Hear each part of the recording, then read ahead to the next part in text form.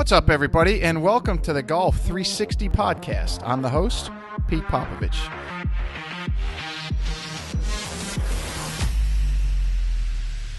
So you may be asking yourself, what is Golf 360? And Golf 360 is a show that was designed to introduce you to people associated with the game of golf to help you improve not only at your game, but also your life. Almost all of our guests are from within the industry in some way, shape, or form, but some of the guests we have are from outside the industry, and it mainly revolves around the business world with a few others scattered in here and there. Now, all of the guests that we have a few things in common. One, they all were highly successful and accomplished in their field. Two, each has something to pass along that will help you in your game and your life. And three, they were all more than willing to give back by passing along the things that they use to help them in their career, and even some of the mistakes that they made so that others don't make them in their journey. So I hope you find listening to them as enjoyable as I did interviewing them, and that each and every one of you benefits from the information that they so willingly and graciously pass along. This podcast is brought to you in part by Just Thrive Probiotic. You may be surprised to learn that your digestive system is the key to creating and maintaining the quality of your physical, mental, and emotional health, and it's one of the body's most essential systems. That's why the majority of nutritionists today highly recommend probiotics as an indispensable nutritional supplement. As a discriminating consumer, you've probably been searching for a probiotic that is proven, potent, and effective, and you found it. Just Thrive is your best choice for maintaining a healthy lifestyle. Just Thrive Probiotic captures the power of hundreds of thousands of years of nature's design with a specialized bacillus strain formulation that guarantees survivability through the stomach and upper digestive system. Supports optimum gut health, digestive health, immune health, and delivers antioxidants. Great for adults, kids, and the whole family. Use promo code GOLF360 at www.thriveprobiotic.com for 10% off your... This podcast is brought to you in part by Old South Golf Links. A short ride across a bridge from Hilton Head Island is one of the area's finest golf courses and a hidden treasure. Set up on towering pines and ancient oaks with sweeping marsh vistas, truly makes Old South Golf Links a one-of-a-kind golfing experience.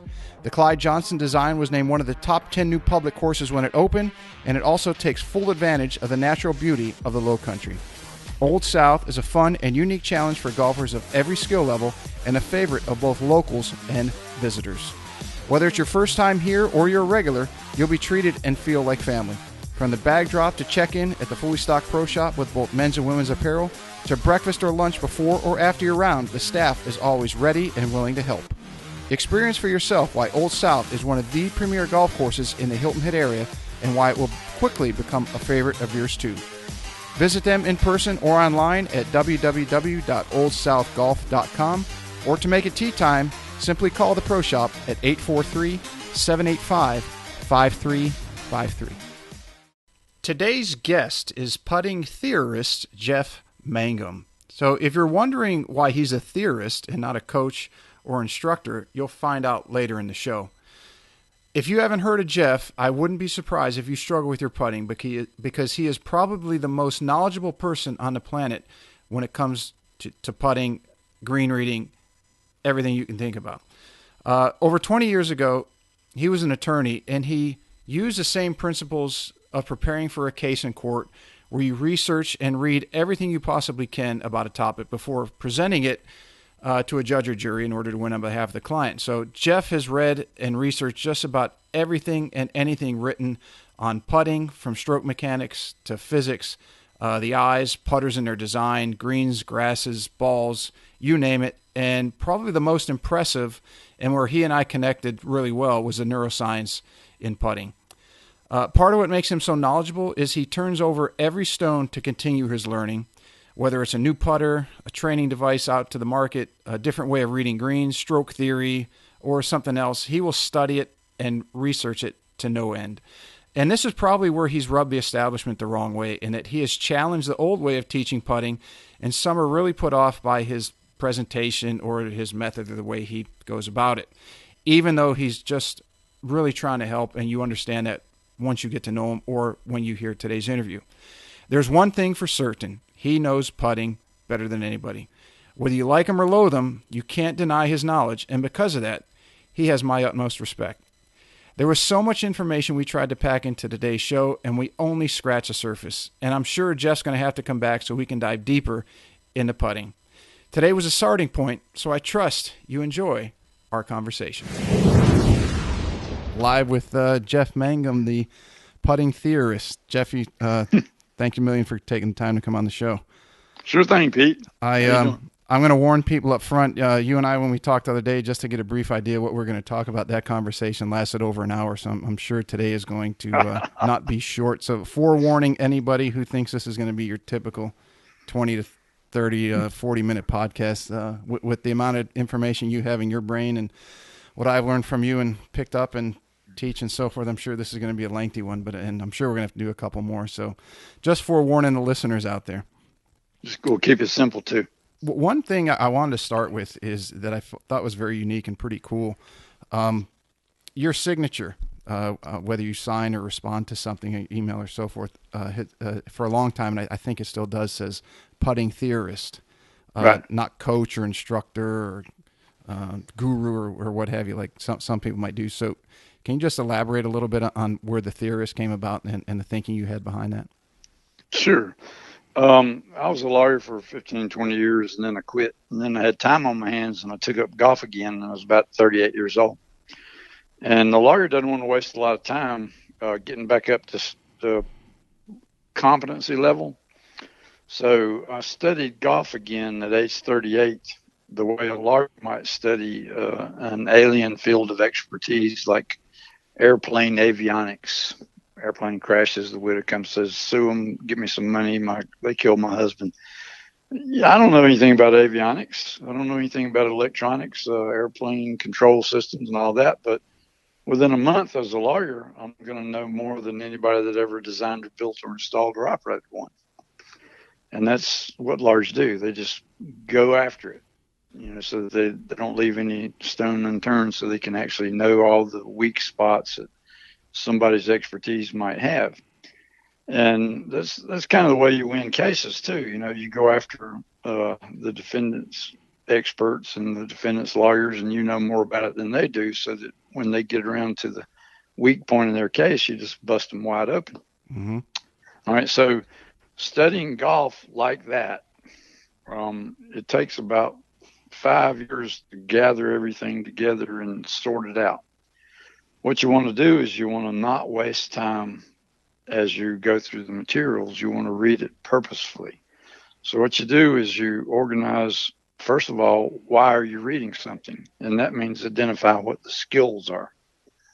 All right. So the way a person identifies what the skills are is they just ask a Martian to come down and stand off the side of a green somewhere and say, what are the skills that a golfer needs in order to putt well? And the Martian says, well, everybody that does a putt, they read a putt, they aim a putter, they stroke for line control, and they stroke for distance. So there are 4 things that everybody needs to do well. And you say, okay, then you go get all the literature in the world, all the books, all the articles, all the DVDs, all the VHS tapes, and then you start observing people. And in my case, I was spending about 10 hours a day. 5 hours a day, and about 14 hours total. 5 on the green, and then another 9 or so reading and writing and studying different things. And that went on for about 5, 6, 7 years when I was collecting everything. For example, there are about 150 books, most of which have been written prior to 1970. Between 1870 and 1970, there's probably about 140 books on putting. The modern crew of golfers don't seem to write much. They don't contribute much back to the game. Arnold Palmer, Jack Nicklaus, Ben Hogan, Byron Nelson, Gene Sarazen, Sam Snead, all those guys were prolific writers. They wrote lots of books and shared their sense of how things work, how you hold a driver, how you point the V at your shoulder, how you hold your head still, blah, blah, blah. And Hogan's 5 Fundamentals and Elements of Golf, those books are great. Sam Snead's got a bunch of great books. Well, if you focus only on the putting books, there's maybe 140 of them, maybe another 15 since 1970. And all the magazines basically there are two in America, Golf Digest and Golf Magazine, both started in 1946 after World War II. And both of them are 12 issues a year. So from 1946 to 2016 is a 70-year period. So 70 times 12 is however many issues there are to look at, which is a lot. Mm-hmm. 840 issues. If you stacked up 840 issues of Golf Digest on the library table, the stack is about 4.5 feet high. And Golf Magazine, same thing, about 4.5 feet high. Not quite as Golf Magazine's a little thinner. I wouldn't be surprised if you've done that. Oh, I have done it. Yeah, I've done it more than once, and I've taken notes, all the way through.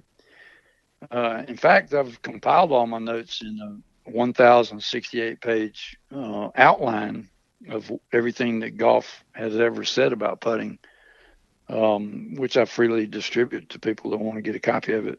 You can search that database with the same way you search a document, the Word document. You go escape find and then put in a term. For example, thumb. If you put in the term thumb and you search 1,068 pages worth of notes on the literature of putting, you'll get a bunch of articles and stuff about what to do with your thumb. George Lowe, in particular, the master of the art and science of putting, his book written by Al Barco is all about the thumb. So at any rate, 5 or 6 years into it, once you do all that reading, what you do is you throw everything into one of the skill buckets in a warehouse. You just pile it all on the floor and you sort it out. Everything has to do with reading putts. You throw it in a big old 55-gallon barrel. And then everything has to do with aiming putters, you throw it in a barrel. Everything has to do with stroking for line control, you throw it in a barrel. And everything you find in the history of golf for distance control, you throw it in a touch barrel. And then you're ready to start reading purposefully so that you stay organized. And if you look in the reading bucket, what you find is that there's a couple of people talk about pouring water on the green and how to read grain. And then read from behind the ball, read the break from below the putt, read the break from behind the hole. And then they don't have anything else to say. That's it. They're out of gas. That's the history of golf for reading putts up till about 2008, 9, or 10. For aiming putters, it's about all you got is stand behind the ball, use your dominant eye, maybe use the line on the ball. And then there's nothing. There's nothing about how you identify the target that you're aiming at. There's nothing about the perception process. There's nothing about dominant eyes, science, or any of that. So then you get to the stroke bucket, and it's just crawling with worms and crickets and doodads and monkeys and frogs. It's like everybody's got an opinion on the stroke. Yeah, they're all trying to reinvent the wheel. Mm-hmm. And it's basically, my daddy taught me this, or this is what I used, or I sat on a toilet in Chicago and wrote a book. Yeah. And one of the top teachers in the modern era was Ben Harold Swash, and he basically was a worker he was a clerk in the engineer's office. And he missed so many greens in regulation that he chipped and one putted a lot, and he had a bunch of rounds of 18 putts. So he decided he was a putting guru. And the only thing he ever taught was a certain setup and stroke motion to try to put true roll on the ball, but he didn't bother asking anything about what is true roll and how does it actually work. So the stroke bucket is like full of stuff. Stan Utley's got a stroke, whatever. And then you look into the touch bucket and you stick your head down there, there's a little sticky on the bottom. And you say, what in the world's a sticky doing in there? You take the sticky off the bottom of the touch barrel and you read this little note from Paul Azinger in the 2010 US ABC broadcast of the British Open. And he says, look at that touch by Tiger Woods.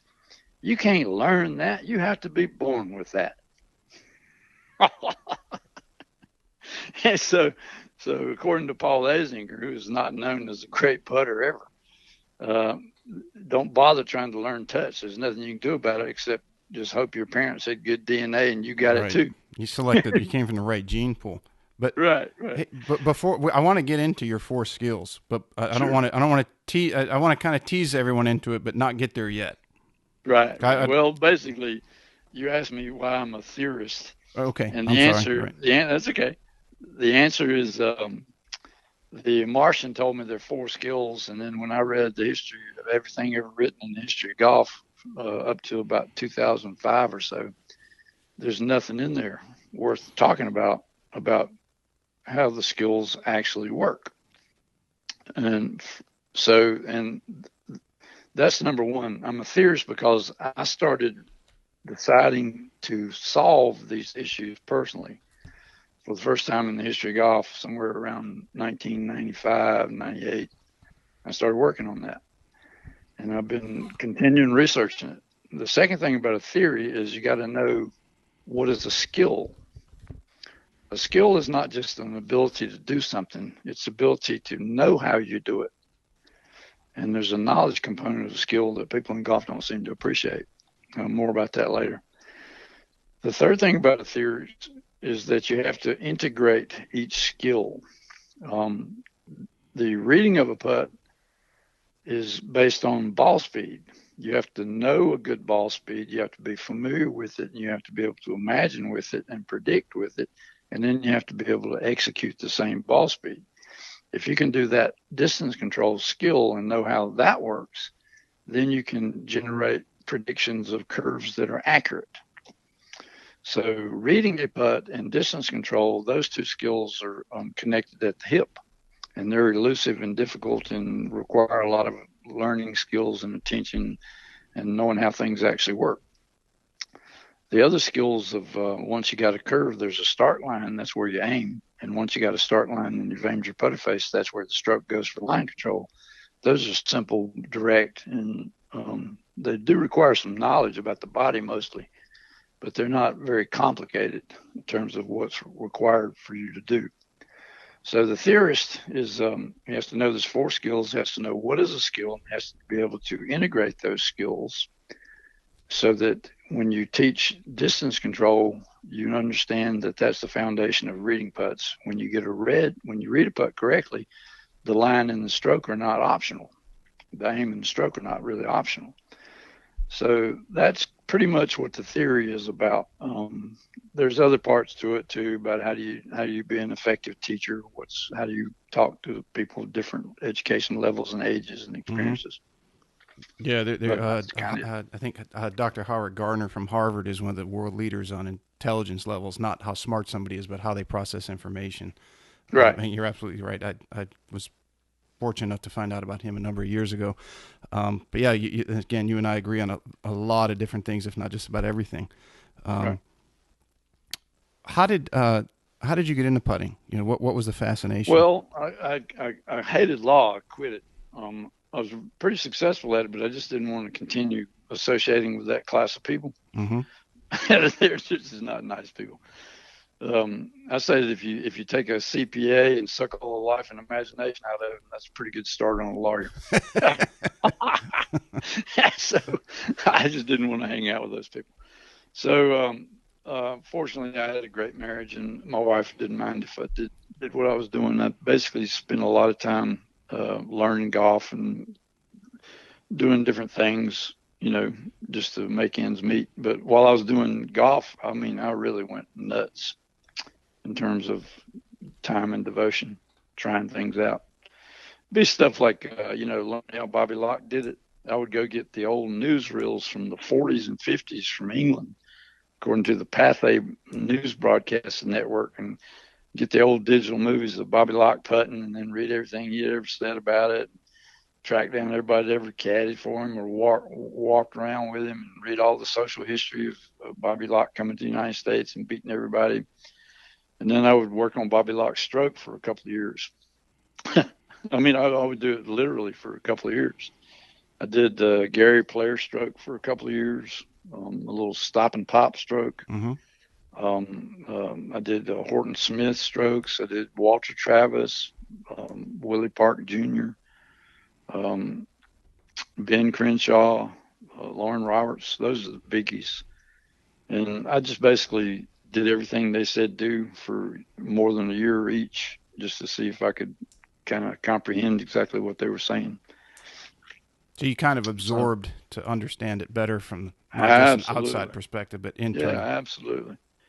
Plus, experiment, try things out. Did Jack Nicklaus putting for a while. Tried some of the Arnold Palmer knock-kneed head down stuff. Studied Bob Rosberg. Rosberg was pretty good.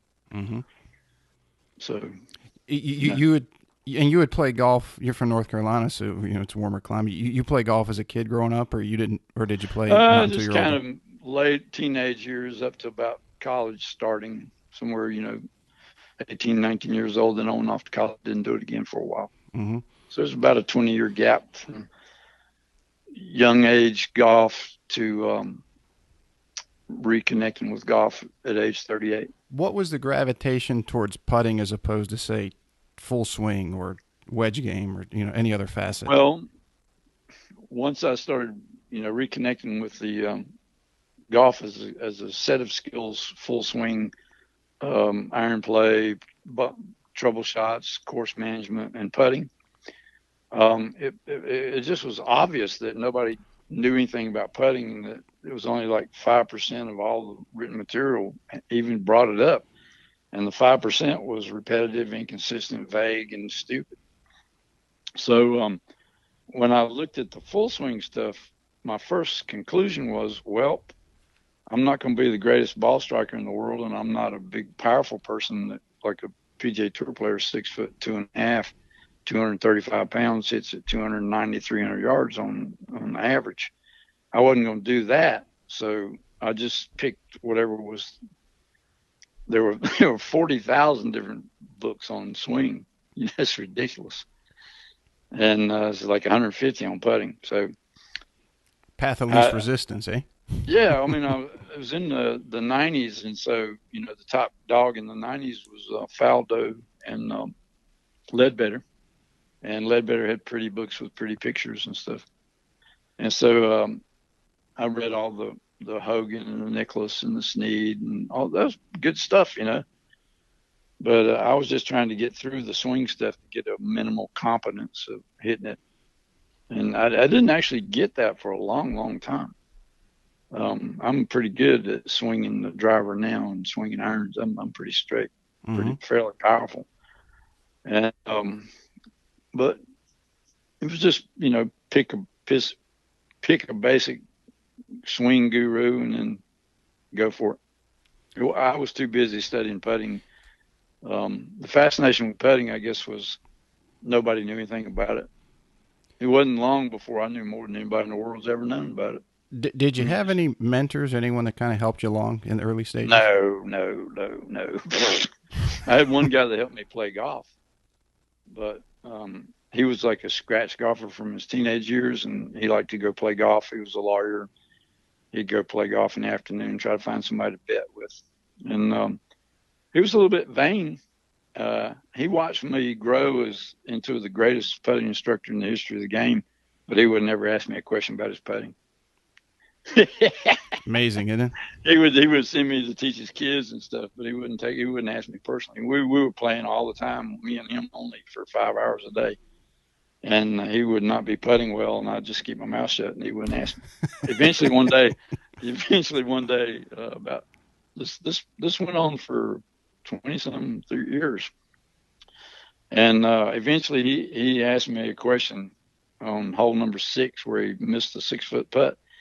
He says, I can't seem to sink these puzzles. Tell me what it is what I need to know. I said, you're trying to aim, but you've never asked me how, so you don't know. And so you would best be served just quit aiming and hit it where you think it ought to go. Keep it simple. He immediately started sinking. He thought he had some kind of handle on how to aim a putter face at a target. Mm-hmm. Didn't know what he was doing at all. And it's basically a 100-yard sprint runner tying his shoes together right before the gun goes off. If you're not going to ask me how to aim, stop trying. That was the answer. And he immediately started sinking putts, but he didn't ask me how to aim. Do you think not? Do you think not having somebody show you allowed you to expand more and learn more and do it your own way, taking your background Well, as an I attorney didn't need and to have using a those live. skills? I didn't really need a live human being standing there telling me that they're better than me. Right. I knew that Horton Smith was better than me, and I sort of emotionally connected with Horton Smith. I emotionally connected with Bobby Locke. You know, I've connected with Walter Travis Jr. I've gone to Garden City, Long Island, and hung out, and sniffing the ghost of Walter Travis Jr. I've gone to the golf courses that he's designed and walked them. You know, living in his spirit. Mm-hmm. So my mentors they were dead, but I had their books and their articles. So, I lived with them. Yeah, They and were it my mentors. kind of what I get. You weren't pigeonholed by someone saying you need to do this. You had the freedom to to do as you saw fit in search of a goal, Well, or to learn. that's I'm a little more organized than that because I'm a theorist. Right. I was approaching golf first the way a scholar would approach a historical subject. First, you got to learn what everybody's already said about it. In addition to reading the basic historical documents and records that are involved. So, you got to gather everything that's ever been written about putting and put it in a pile and then read it personally, find out where things stand. Okay, not good. And it takes you 5 to 10 years to learn that there's nothing in Dave Pell's, for example. It talks about putting, but he doesn't even talk about the 4 skills, and he doesn't talk about how you do it with your body. He says putt like a robot. He actually doesn't even know how a robot works. So reading all this stuff and seeing where things stood, I said, good Lord, this is a 500-year-old game with 150 years worth of written instruction. They don't know anything about putting. Is that really the case? And the answer was, yeah. Okay, so let's start from the beginning and attack each of these skills as a scientist would attack a skill. What would you need to know in science to learn how to read a putt or how to do distance control? There's some basic categories of sciences that pop up. For example, anatomy. You need to know physiology. It'd be good if you knew something about perception processes and movement processes. Then you might want to branch out to motor skills expertise, how you make skills better. Then you might want to branch out to agronomics, the design and maintenance and conditioning of golf greens. Why are they the way they are? What does that mean for putting? Then you might want to branch out to physics. Golfer swings club, club hits ball, ball rolls over grass, ball rolls in and interacts with hole. Those are all physics issues.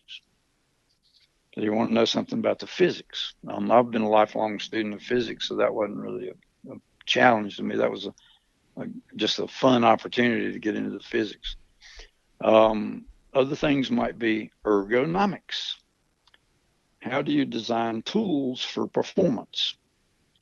And you just throw up your hands and says, good Lord, nobody in golf knows how to design putters. It's terrible. So you bring these sciences to bear on investigating how the skill works in terms of the human body for perception and movement. And then maybe intentionality and a little psychology, not much. But you keep asking the question, how do you read a putt? How do you do distance control? And for distance control, I've read at least 25 years of neuroscience from 1990 to today. This is almost 30 years. And it was the correct 30 because the decade from 1990 to 2000 was labeled the decade of the brain by the United States Congress, which funded almost all the research. During that decade, the human brain science advanced human knowledge about how the brain works as an organ of perception and movement by a factor of 50 over what was known in 1989. And then the next decade, 2000, 2010, the first decade was training 4 or 5 other researchers. And so the second decade, the amount of brain knowledge went up by a factor of about 200. So as we stand here today, the brain science has gone through the roof, maybe by 300 times more than we ever knew in 1989 about the human brain. It's gone so far that it's almost completely zeroed out psychology. Sigmund Freud, for example, they quit teaching him in about 1990 because his stuff just didn't pan out. He was just making up concepts that weren't actually accurate. It didn't really work that way. Words like subconscious, that's not a neuroscience term.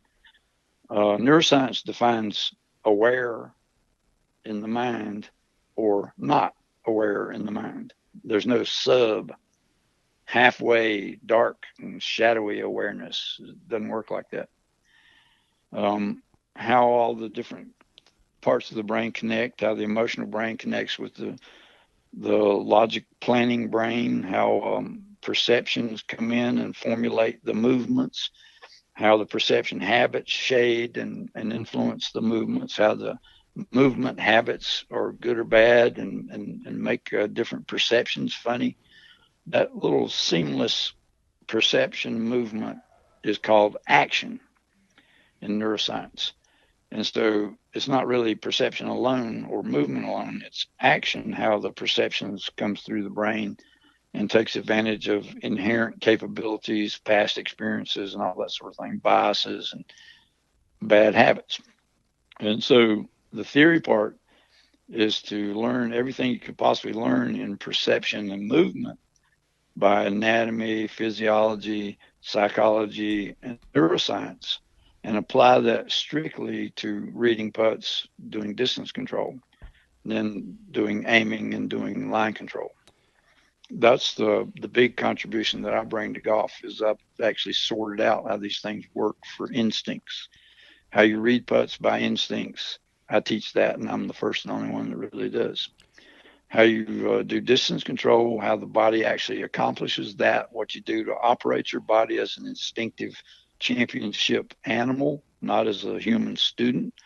I'm the first person that cracked that nut and can teach it to 10-year-olds.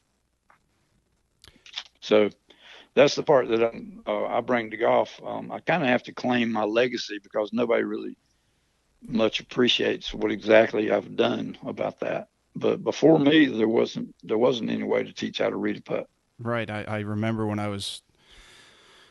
I had a putting issue. It was the genesis of me putting together my putter fitting program. Right. And that was in 2005, and I was searching the internet because I had missed at Q school. I had an issue that year. I was averaging 6 lip outs around. I mean, it was almost to a point where guys were counting. Right. And I found your website and found a lot of great information on there that actually I used in the building of the system that I have today, which now helps a lot of people. So yeah, your stuff is I've always found it to be cutting edge, and nobody else has it. The distance control is really the part that transforms people's lives. That's the part that tour players don't really understand that. If you ask a tour player like Jordan Spieth, how do you do distance control? You kind of get a funny look. It's like, I practice these drills. And you say, I didn't mean that. I meant, how does it work? And how do you operate your body to do it well? And how do you operate your body to do it poorly? And you get a blank stare. 10-year-olds can learn distance control. Housewives can learn distance control. 18-year-old kids can beat Tiger Woods at St. Andrews, Scotland, where Tiger Woods in 2010 had 5 3-putts in 4 days, and my 18-year-old student with one lesson had 1 3-putt in 4 days. Second lowest amateur score in the history of the 150-year Open. So, how it works and how you explain it to a 10-year-old, if that's not in your coconut as a golfer, you don't actually have skill, you don't actually have feedback, you don't have permanent, steady improvement. And whatever you think you're smoking, it'll last for a month or so, and then you fall back, and then you got to puff it back up to some sort of treading water level of performance. Yeah, and you see that even at the highest levels, where The peaks Oh, and the valleys absolutely. are up and down and up and down, and I sit there and it's mind-boggling that somebody in their camp can't get through to them. Maybe they don't know or Well, they don't seek somebody out, but it's even the ones who are on the PGA Tour in a period of 20 years from let's see, 1986 to 2006. I studied every PGA Tour player that got on the PGA Tour, and there's about 2,000 of them during that time period. So every year there's basically an extra 100 that didn't have their name on the PGA Tour before. So over the course of 20 years, there's 2,000 players. 1986 to 2006 is a pretty substantial bunch of top players in there. But there are very few of them that actually got good and stayed good during their careers. If the criterion is, did you ever get in the top 10 and kind of stay there? And you make allowances if somebody had an injury for a year or something. But almost everybody else, they're coming and going like weeds in the wind. Even Brad Faxon, who was a pretty good putter, he wasn't the greatest, but he would, one year he'd have a good ball striking year and his putting would fall way off. And then the next year he'd have a bad ball striking year, but his putting would be way up. And he would just come and go like the wind, up and down. So if you ignore people like that, you say, who really got good and stayed good? And you look at 2,000 PGA Tour players, you get a handful of maybe 10 ever out of 2,000. There's about maybe 3 or 4 at any one year on the PGA Tour who have good putting, got good, and stay good. Stricker he's kind of like one of the old guys that got good and stayed good. mm-hmm. But what I'm telling you about these guys, they don't know what they're doing. They don't know why they're doing what they're doing. What they're doing is one thing only. Ben Crenshaw has been doing one thing only since he was a kid.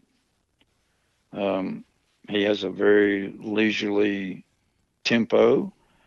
He draws the putter back to the inside. He delivers the putter straight down the line with the rising left shoulder that raises the putter straight over the line. So it's like inside down the line stroke. Mm-hmm. And he can't describe it because he misdescribes it all the time. People think that he goes inside to inside and that he kind of hooks putts and all kinds of stuff like that, and he doesn't.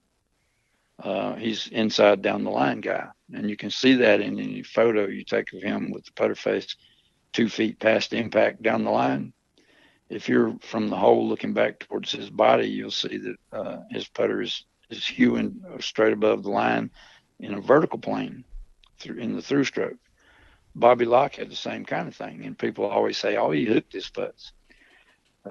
Boys and girls, you can't hook a golf ball on the ground. That's bowling. The only way you can make a bowling ball have the correct spin is because it has holes in it for your fingers to throw the spin into it. A hook spin is a bullet spin. It's spinning like that. It's not like a top spin where the ball is sitting on the ground spinning in place, around the equator. Mm-hmm.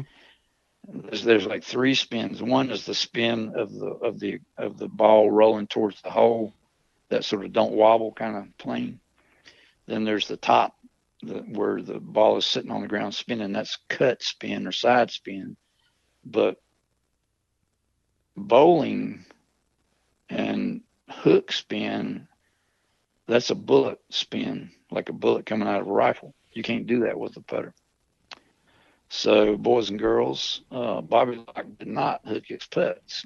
He putted from the inside with a hooded face, and then through impact, he went up, down the line, square face. So he's inside down the line guy. Stuff like that. You look at what everybody in golf has ever done, and you don't really listen to them very carefully because they're not very good at describing what they do. But you try to make sense of what has worked pretty good, and then you sort of match it up with the science of how does the body work, how is the neuroscience working good for this or that, is it good, what would be better? What would be better to tell somebody, to improve their golf? Crenshaw could probably have been 20% better, but he didn't know certain things. Lauren Roberts does one thing, which is he does a shoulder stroke. And he's been described as having a very weird tempo. Most PGA Tour players have a tempo that's about 700 milliseconds, so 700 thousandths of a second backswing, and then about half that to impact or less. And a pendulum of a human body swinging the arms and the putter is closer to 1,000 milliseconds. That's because the length of the putter and the length of the arm are closer to a. It's just physics. To a meter. It's how bodies operate in physics. Right. That's right. But Lauren Roberts, he was put on a Sam Putt lab, and they said, "My Lord, your tempo is 950 milliseconds back. The backstroke only is 950 milliseconds." And then from the backstroke to the top of the follow-through is another 950 milliseconds. And they're going, "That's weird." And people at Sam Putt Lab don't know anything about golf because they're not golf teachers. They don't understand strokes. And they don't understand human bodies. They just made a gizmo. And the gizmo that they measured most people with was 700 milliseconds back and 350 the impact. And Lauren Roberts was 950 milliseconds back and 475 the impact. And they said, "Well, that's weird." And they wouldn't, nobody thought it was good. Well, Lauren Roberts has got way better distance control than the other people. And Ben Crenshaw, with his leisurely backstroke, he says the following sentence. You dig through everything Crenshaw's ever written, you can find one sentence worth writing down. "Once I start the putter back, the stroke seems to complete itself." Now, he's a 70s guy, but he was taught by Harvey Penick, who was a 50s and 60s teacher. And in 50s and 60s, the dominant theory of putting was let the putter head do the work. And that's golf speak in the 19th hole by people drinking beer talking. That means let your arms swing free fall through impact. And let gravity just move your putter and your arms. Well, that's what Crenshaw was doing. He threw it back with that leisurely tempo, and then his arms fell through impact with that leisurely tempo. And that leisurely tempo, just as a matter of physics and human physiology, is about 1 second back and 1 second through, or 1,000 milliseconds back and 1,000 milliseconds down and through to the end of the stroke. And people in golf, I've never heard of anybody trying to say, "Well, Ben Crenshaw is such a great putter, why don't we try doing what he does?" Yeah, it's mind-boggling to me that throughout the industry, and I'm not in many others, maybe you come across people in other industries, but that they'll sit there like you mentioned, where everyone's trying to model after the 700, and they'll say, "Well, how'd you come up with it?" Well, right. And their answer is, "Well, that's what most of the best people are doing, so that's what we model off." That's the average of most of the guys. And you want to say to them, not the best at all, right? So you want to say to them, you're trying to pass this off as quote science to the general public, and you just came up with a generality to say, well here's what the average is, so here's what we're going to come up with, and you just shake your head and say, "You're out of your mind." Well, they're actually doing it because they don't know how to teach, and they don't know what their numbers of their technologies are, good or bad. They can't tell a good stroke from a bad stroke because they don't know anything about strokes. So people who design technology run. They're selling something, and it might be expensive, and it has bells and whistles and computers and all kinds of stuff. But fundamentally, they don't know what they're doing. They get numbers, but they don't know good numbers from bad, and they don't know how to tell a golfer to change bad numbers to better numbers. And so what they do instead is they say, instead of you just keep pointing that out to everybody in the world relentlessly until we go out of business, we're going to fake it, and we're going to make a model. We're going to go get 100 tour strokes, 5 each. So we got 500 tour samples, and then we'll give you the statistical average of that stroke. And then we'll tell everybody in the world, copy this, and that's what good numbers are. Yeah, And it's that's not how that works. no. There's nothing empirical behind it, and Yeah, people that's not how it works at all. and that's one of the problems I have in the industry is well, there's two. One is they tell people, well, you got to practice it more. Okay, you're practicing the wrong thing, they're not going to get better. And the other one is the overuse of the word science. Right. And if you, I always ask other teachers, and maybe I piss them off, but I don't care at that point. Good for I, you. I usually get to a point where they already irritate the hell out of me, and they'll say this is science. I'll say, okay, which one? And you've been around golf long enough to the big ones today are either physics or biomechanics. And I say, okay, what about neurology? What about neurophysics? What about ophthalmology? I mean, you can go through a litany of them, right? And then I say, okay, Right. which Yeah, one, sure. if you have for a certain individual, which one supersedes the other if one of them isn't working? And Right. then I really get some crooked looks. But yeah, I mean, I can go on for hours on that one, but that's Well, a let podcast me for give another you time. let me give you another one on physics real quick. Um, Nobody in golf knows what true roll is, and it's like a 2 minute Google.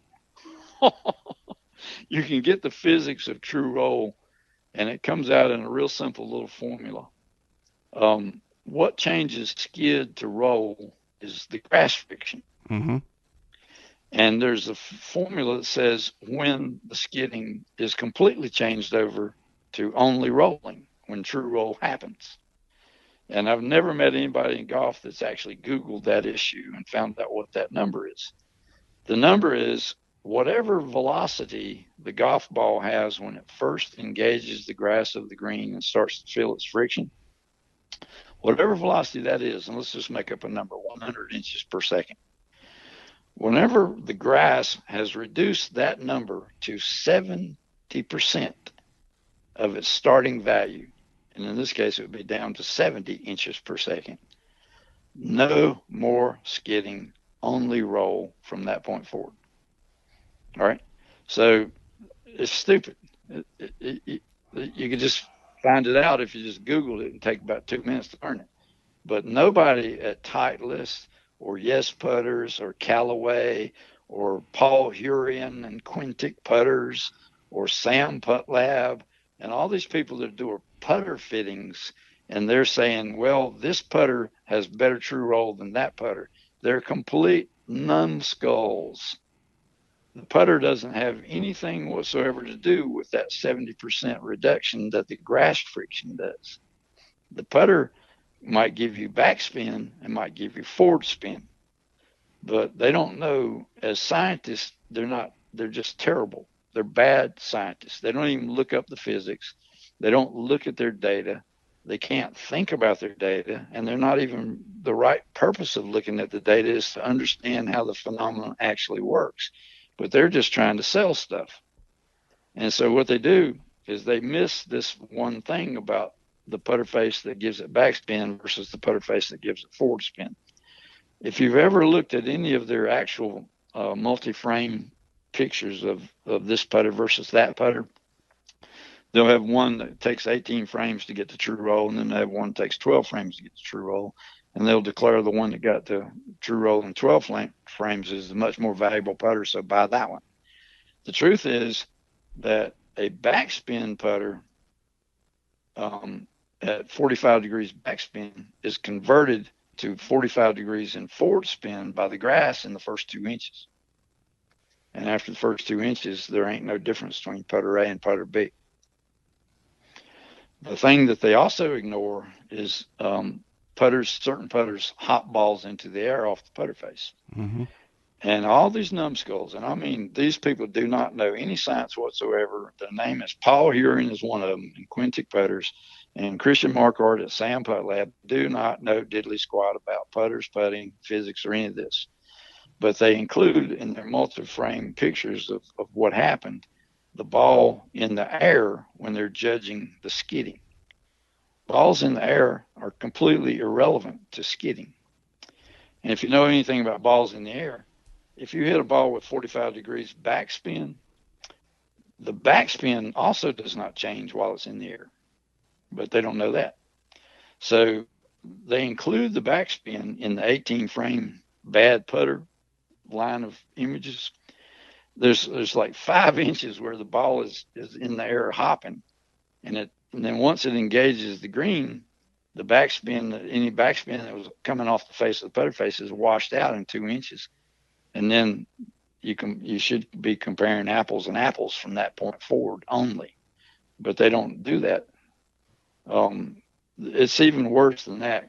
Paul Urian is basically working with one putter company, and then he goes out and pretends that his company Quintic is an independent scientific organization, and he's not independent and he's not scientific. And what he says is the people I work for, they win the race. They have the best putters, so buy that one. He's done that 2 different times, 2 different putters. So, shame on you, boys. Stop. People need to blow the whistle and point at you. Did you plan, when you got into putting 25 plus years ago, did you plan on getting to this level, or was it one stone turned over, turned into another one, and so years, on? Yeah, I knew pretty quick that I was more knowledgeable than anybody I'd ever read of or heard of. I mean, that wasn't a problem. I mean, I knew I'm a pretty good oral communicator, because in legal practice, I was like the top criminal appeals attorney, brief writer, and oral argument guy in our North Carolina Supreme Court of anybody in the history of the state. My first year, I had 20 cases and I won 16. It's 80% win record. Harvard lawyers, Yale lawyers, they would strain their whole life to get to 25%, but I was 80%. And then I had a lifelong average of about 55%. Mm-hmm. So that's better than anybody that's ever even tried that. So I'm a communicator. I can write, I can talk, I can persuade, I can make sense, I'm logical. And so somewhere around 1998 or somewhere, I said, good Lord, I know more than anybody's ever lived. There isn't anybody in the history of the game that even says they've read everything. I've actually read it more than once. I don't just read it, I own it, I live it. I walk out on the green for years with it. So, there isn't any question that I know more about it than anybody's ever lived. It's just sad that I have to be the one to explain that to people. But I realized that fairly early on. The question was I going to try to teach it? I spent 10 years without charging anybody to try to learn how to be a teacher before I charged anybody anything. And then as soon as I started charging people, I ran into the PGA of America.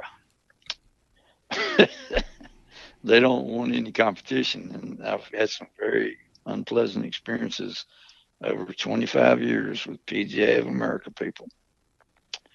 You're not welcome here. Go away. There's very few. You're one of them. I would say that in America, if there's 15,000 golf courses with a PGA Tour pro man in the desk inside, mm-hmm. that it's well below 1% that would welcome me.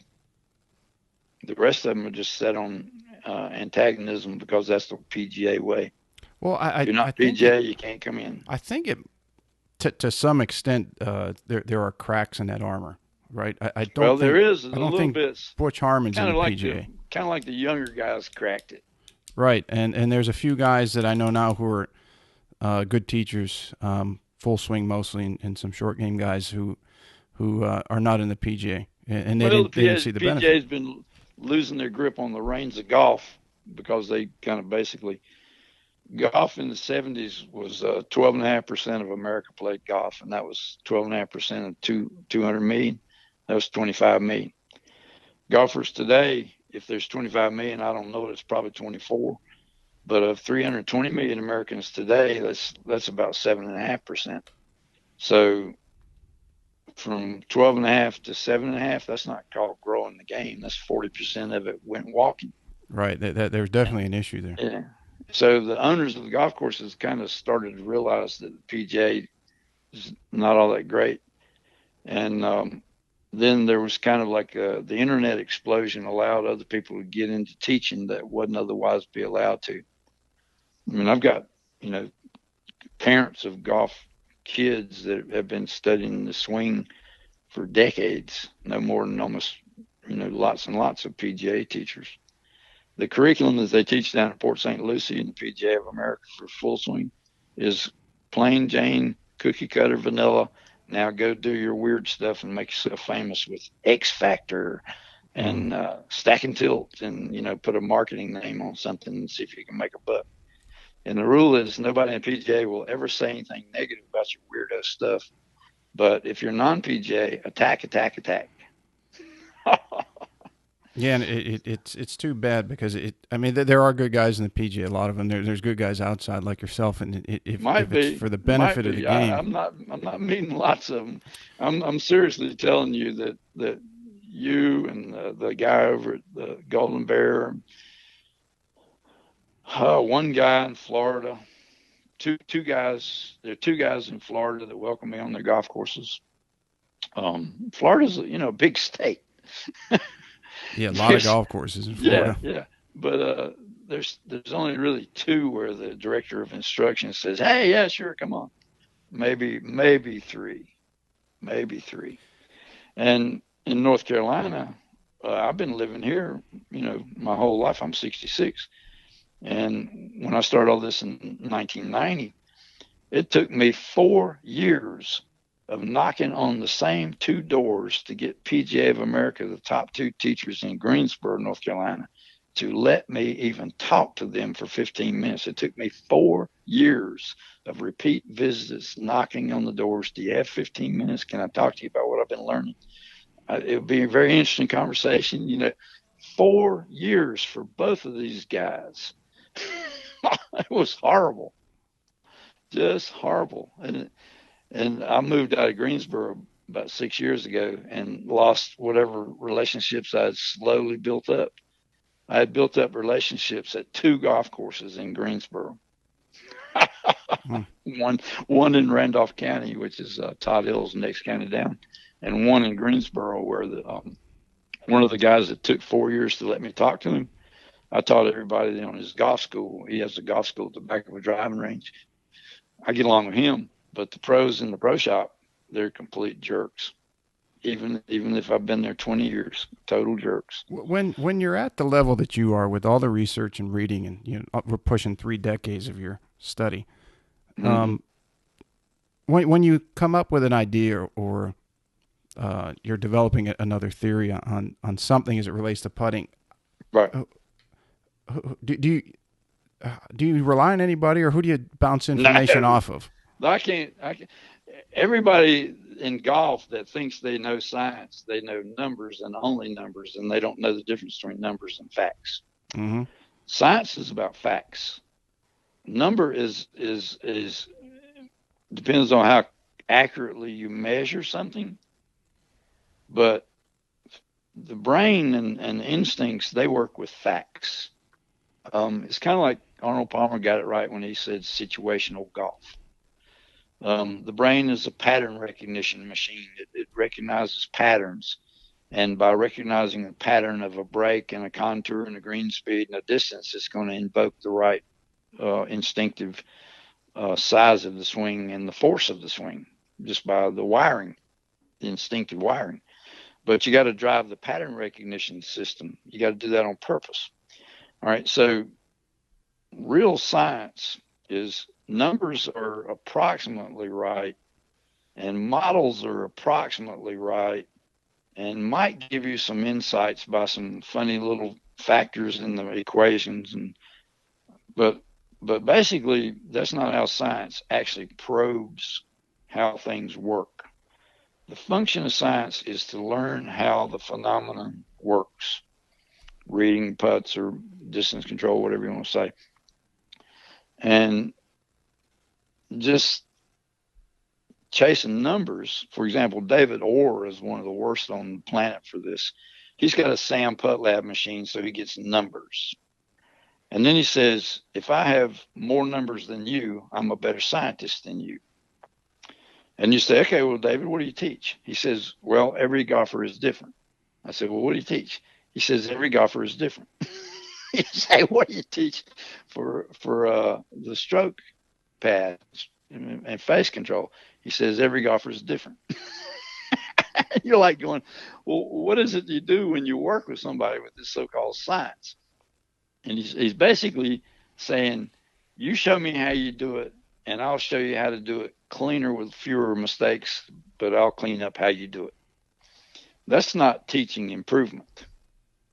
In the putting zone, what we do is we change golfers' lives. We take them from the bottom and we put them at the top.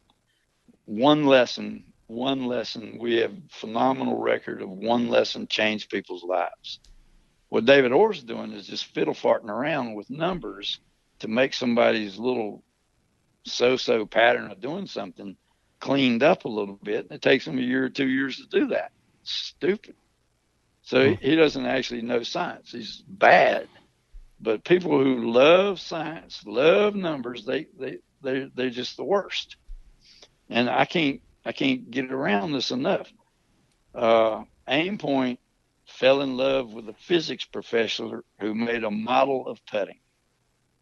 A model of putting means you can't get real numbers because real facts are messy and take a lot of measuring, and they're not the same facts from A on the green to B on the green. They change slope, green, the grass changes, uphill, downhill change, And so facts are messy, and they're approximate numbers. They're not exact numbers.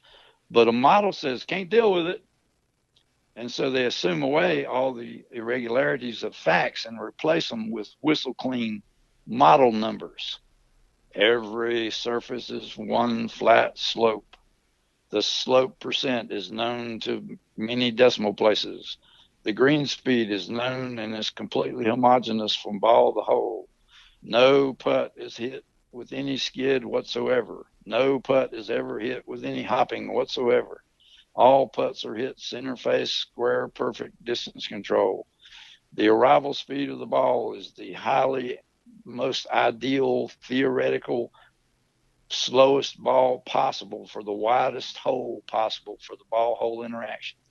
And so models are just, why do you bother doing that, you physics guy? You don't know putting. You don't care about putting. And so nobody in physics cares that he wrote a paper on golf, and nobody in golf cares that he wrote a paper on physics. And the end of the physics paper says, I don't know about you, but in my own personal experience, none of this has helped a bit. That's the last paragraph of the guy who wrote a physics paper on putting. Well, Aimpoint took all that and didn't know the difference between numbers and facts. And they didn't know that the ball speed was too slow. And they didn't know that all the calculations were not real, they're models. And they didn't know that all the calculations were too high because the ball speed is too slow. And this and that and this and that and the other, they created a little booklet and said, you tell me the slope and the green speed, and I'll tell you where to aim.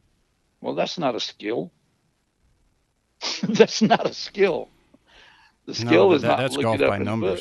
Yeah, it's like look it up in the book and let somebody else tell you. All right, well, that little booklet didn't work too good, so they created the finger pointing Aimpoint Express. And I just spent all day today looking over years worth of Adam Scott's putting, and he's terrible. There's 205 players on the PGA Tour, and he's down in 195 on the first 8 or 9 different measurements of putting between 4 and 10 feet. He's terrible. He's just absolutely terrible. For some reason, he's good between 10 and 15 feet. But other than that, he's terrible. He's like 205th, 195th, 137th, 156th, 185. And that's the way he's been for years. Well, that's Aimpoint. Aimpoint is you hold up a finger and you tell us the slope with your ankles, and we'll tell you how many fingers to hold up. All right. Now, that's not a skill either. That's just a little different thing without the book in your back pocket. Right, and we talked about that. What if your finger width is different? That your finger's a taper. Which part of your finger are you going to use? It's like, okay, if it's an exact fitting or reading system, how come it's an inexact measurement that you're having to use? I've tried to help all these number people. I've always tried to help them to stop making mistakes. And so I've critiqued Aimpoint. I critiqued the physics paper. I think Aimpoint actually got the physics paper off of my website because I'm the only crazy fool in golf, crazy enough to read the Canadian Journal of Physics and laugh about it on my website. But you know, the Sweeney guy at Aim Point, he took it and didn't know the difference and made the Aim Point system. First time I met him at Hamilton Farms in New Jersey. And I said, you do know that there's an old scientist, computer programming, engineering, physics colonel in the Air Force that wrote a 200-page book about all this in 1984, don't you? Colonel No, I'd never heard of it. Templeton's book. Yeah, Templeton's Vector Putting, the art and Putting. science of reading greens and computing break. And this is 200 pages of how the rolling ball on the slope has got a tilt in its center of gravity downhill. And that's like if you have a spinning front bicycle tire with two axles, with your hands on the two axles, and you push down on the left one, it doesn't lean the tire, it turns the tire to the left. So that's rotational. The conservation of angular momentum is involved in that little experiment they do in physics classes. But Templeton's got page after page after page about the actual physics of green friction, greens agronomy, heights of grass, lowness of mows, and rolling stemps and all that. And then he talks about the actual physics of why the ball curves. And then he does computer simulation programs about when it curves, how long it's staying over a certain slope. And then as it slows down, it stays longer over a given slope. And so the slower balls break more because they're spending more time on the slopes. And he does computer simulations of all this kind of stuff. And then he creates a whole system of zero break line, which today we call the fall line, the straight uphill line through a tilted flat surface that does not break. And then he made like a clock position around the hole. 6:12 is the zero break line. 8 o'clock position is the ball going to break left to right uphill. 5 o'clock is going to be the opposite. 4 o'clock is the opposite of 8 o'clock, and it'll break right to left uphill, not left to right. That's the spider grid, isn't it? Yeah, spider grid. Yeah. And so I was explaining all this to Sweeney in Hamilton Farms. I think it was in 2008 or 9. Never heard of it. So I gave him a copy, and I said, look, what's the point of Aim Point if your numbers are bad and your aims are too high? Number one. Number two, it's not a skill. People are supposed to learn skill when they play golf. That's the whole challenge. Go out there and see if you can do it. Okay, you want to write funny scores down? Well, just have somebody else shoot your shot. Write it down. If you give somebody an aim, but you don't know how to aim a putter face, and you don't know the perception process of standing beside the putter, looking down, seeing where it aims, what's the point of giving them an aim from the booklet or a finger aim? If you don't know how to teach people to putt where their putter face aims, 90% of them are aiming to the right, pulling to the left. If you don't putt where you aim, why are you giving them aim? And if you don't do the distance control that matches the aim in your book, you can't teach that. What's the point? And, they're like going, we hate you, we hate you, we hate you.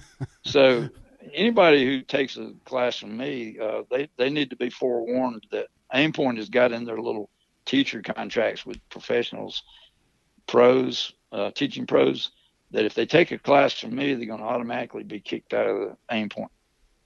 This kind of mean-spirited, low-level stuff that I'm dealing with.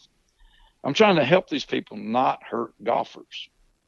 All right. So golfers who take Aim Point, they think, I can stick my finger up and it's good and it's science, and I don't have to learn anything for skill about how to read putts. I just do my ankle, stick a finger up, and I'm skillful. And they stop. With a number of people, and you've touched on a number of them, as the conventional sort of traditional instruction or science or what have you, right, that disagree with you, repeating. Right? And it goes against your ideas and so forth on putting. What have you learned most from those that you disagree with? The people what have I learned from them? Yeah, if you learn something from every situation, right? If you learn something, whether it was what to do or not to do.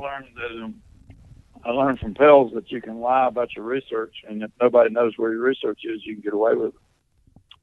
He's never had any research that says 17 inches past the hole is the correct way to do distance control.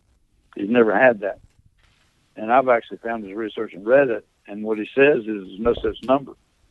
He actually published an article in 1977 that said, my research shows there's no number for the right touch to go past the hole, that it depends on the green speed and the kind of grass it is.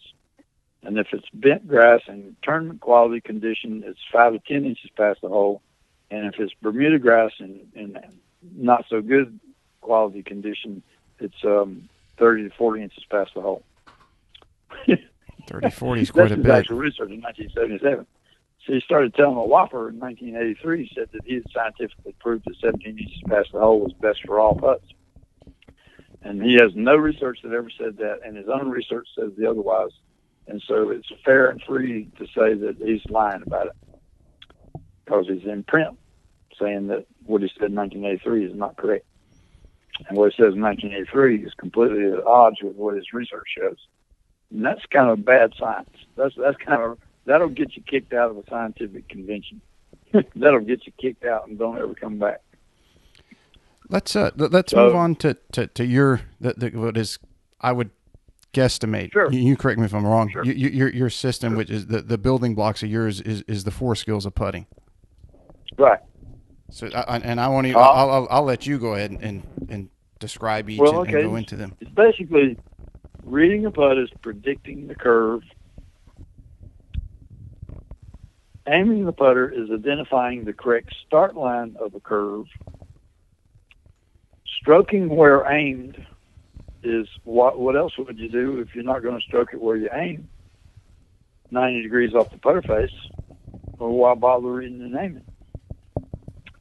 And distance control must have the same pace imparted to the ball when you putt where you're aimed as used to predict the read curve to begin with. So everything circles around to distance control. What is a smart ball pace? Is the pace of the ball when it finally arrives from hither and yon at the hole. Okay? A smart ball pace is not short. When it crosses the hole, it has a wide hole, has a wide opportunity to go down in the hole before it hits the back wall. And so it goes deep in the hole, and it can catch corners left or right of the hole where the hole is a circle. So if you go off center, your crossing paths suddenly become shorter. So it's slow enough to catch those side paths.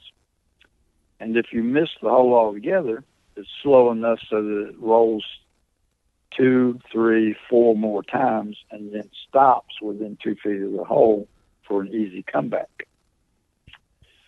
And in physics, basically for today's green speeds, a ball that is rolling 2 revolutions per second is about the slowest you would want at the front lip of the hole. And a ball that's rolling about 4 revolutions per second, maybe 5 or 6, is about the worst you would want for the fastest speed. And when I say 2 revolutions per second, I'm imagining that you can go in your mind 1 Mississippi, and while you do 1 Mississippi for a tick-tock of a second, you twirl your index finger about as big as a golf ball twice. 1 Mississippi. 3 Mississippi is you do it 3 times while you say 1 Mississippi. And 4 Mississippi is you do 4 of those while you say 1 Mississippi. If you have the ability to deliver the ball at the hole with that speed consistently, that's called the smart ball speed, not a personal ball speed. It's physics smart. It's more than it's never short, and it's never long, and it has a wide hole for capture. Now, that being a smart ball speed, the question is, can you putt it? Can you do that? And in my neuroscience studies of how the body actually does distance control, the answer is yeah. You take a class, you can sure do it. Housewives can do it. Kids can do it. Professional golfers don't know how to do it because they think they already know. But you have to operate your body. And that'll be what I'll describe in just a minute as monkey cow. First you go monkey, Stop, stop, stop where you want to stop. Animal intentionality, paying attention to everything that counts. And then cow is you make a pendulum swing with the even, smooth tempo, twice rhythm. And the size of the swing instinctively happens adjusted to the space. That's instinctive. The brain intentionality puts you on high alert to select the right pattern, and the right pattern is already instinctively wired to how big and how strong the swing is going to be to fit to that space. Right. It's like That's most people, that they come out and they say, well, I have no distance. I can't control distance. I'll while they're talking, I'll toss them a ball and I say, throw it back. And they're talking and I back up and I throw it and they throw it back. I said, your distance control is fine because you hit me every single time. So we have to find out what kind of article they read or video they watched that got in the way. But I agree with you 100% that people have that. Well, what they do is, I've been doing the teaching for about 20 years, and people are really bad at knowing what their tempo is, and they're really bad at knowing what an even rhythm is back and through. Mm-hmm. They can't match it up. All right, so if you put them on task and say, look, your tempo's a little quick in the backswing and a little slow in the forward swing, or vice versa, and so your rhythm is not even, and your tempo is wrong anyway because it's not a nice relaxed cow tempo. Your body throws your arm away from you all the time when you're like reaching for stuff and pointing at stuff and walking. You throw your arm away and gravity brings it back. And when gravity brings it back, it is always the same physics tempo because it's a stick on a pivot. An arm is a stick on a pivot. You throw it away, okay, well, question what muscle energy you used and how fast you threw it, but once it comes back, it ain't up to you. That's the world, the big rock of the earth pulls your arm back with tempo. And the tempo of that action, which is probably about half of all your leg and arm movements, that happens thousands of times every single day, ever since you've been your same body size. 3,000-4,000 times every day, your brain experiences that tempo. And in the course of growing up, from age 5 or 6, you learn how much energy throws the mass of your arm to reach to a doorknob, or to point your finger at somebody's eyeball, or to point your finger at their elbow or their knee, or to reach for a glass of water on a table. All of those wirings are instinctive because they're non-conscious. There's no problem solving. It's just pattern recognition of what it is you intend to do. Reach for a doorknob, reach for a glass of water, point to somebody's eyeball. And as soon as you make that intentionality to the space, your brain is already wired up to the energy of the muscle that throws the mass of the arm correctly. All right, that's my contribution from neuroscience to golf. You're welcome. 25 years of digging stuff out of the books. You're welcome. A lot of books. It's fun, but you ain't done it. I did it. Mm-hmm. All right. So what happens is you need to appreciate how educated the body already is to actual physics in the external world. This is not commonly known even in neuroscience. There's a guy that wrote a book in neuroscience called The Brain's Sense of Movement. And you would think, okay, well, he's going to have the sentence in there that the brain wires up the external physics into the body. And what he says is somehow or another the brain knows how gravity times falling objects. And you go, okay, you don't have to know that the arm is a pendulum, the legs are pendulums. You don't know any of that free fall stuff because you're a neuroscience guy and you don't really have a pocket full of physics to talk about. But in the putting zone, because we're so attuned to the physics and the neuroscience, we actually know more than the guy that wrote the book on the brain sense of movement about why it is that way and what it means for the human to run the body instinctively. It means this. If you use that tempo to swing your arms in a putting stroke, the putting stroke will be a pendulum-like swinging that will have 3 words to characterize the swinging. The tempo, which is the quickness, the rhythm, which is the evenness of the tempo back and then through, same tempo back, same tempo through, 950 milliseconds for Lauren Roberts, and then 950 more to the end of the through stroke. That's rhythm. And then the third word is size. And what people in physics usually, people in golf certainly don't know physics. The one thing about pendulums is the size of the swing doesn't change the tempo or the rhythm. If it takes 1,000 milliseconds for a 1 meter long stick to swing from one top to the other, you can pull the meter stick back from the bottom of a vertical line, pull it back 10 inches and let it go, and it will take 1,000 milliseconds to get to the other side. And then you can pull it 20 inches back and let go, and it will take the same 1,000 milliseconds to get to the other side. If you pull it 30 inches back and let go, it will take 1,000 milliseconds to get to the other side. The tempo and the rhythm of a physical pendulum does not change because you change the size of the swing. What changes with the size of the swing is the impact velocity at the bottom of the swing, where the peak velocity is expressed right through the bottom of the tick-tock. All right, so brains actually know this. And what brains are doing in putting is it says, you pay attention to where you want this ball to stop across this green speed, that distance, and any uphill and downhill, the three factors that matter. You pay attention and determine and intend, like a monkey going to jump from one branch in one tree to another branch in another tree.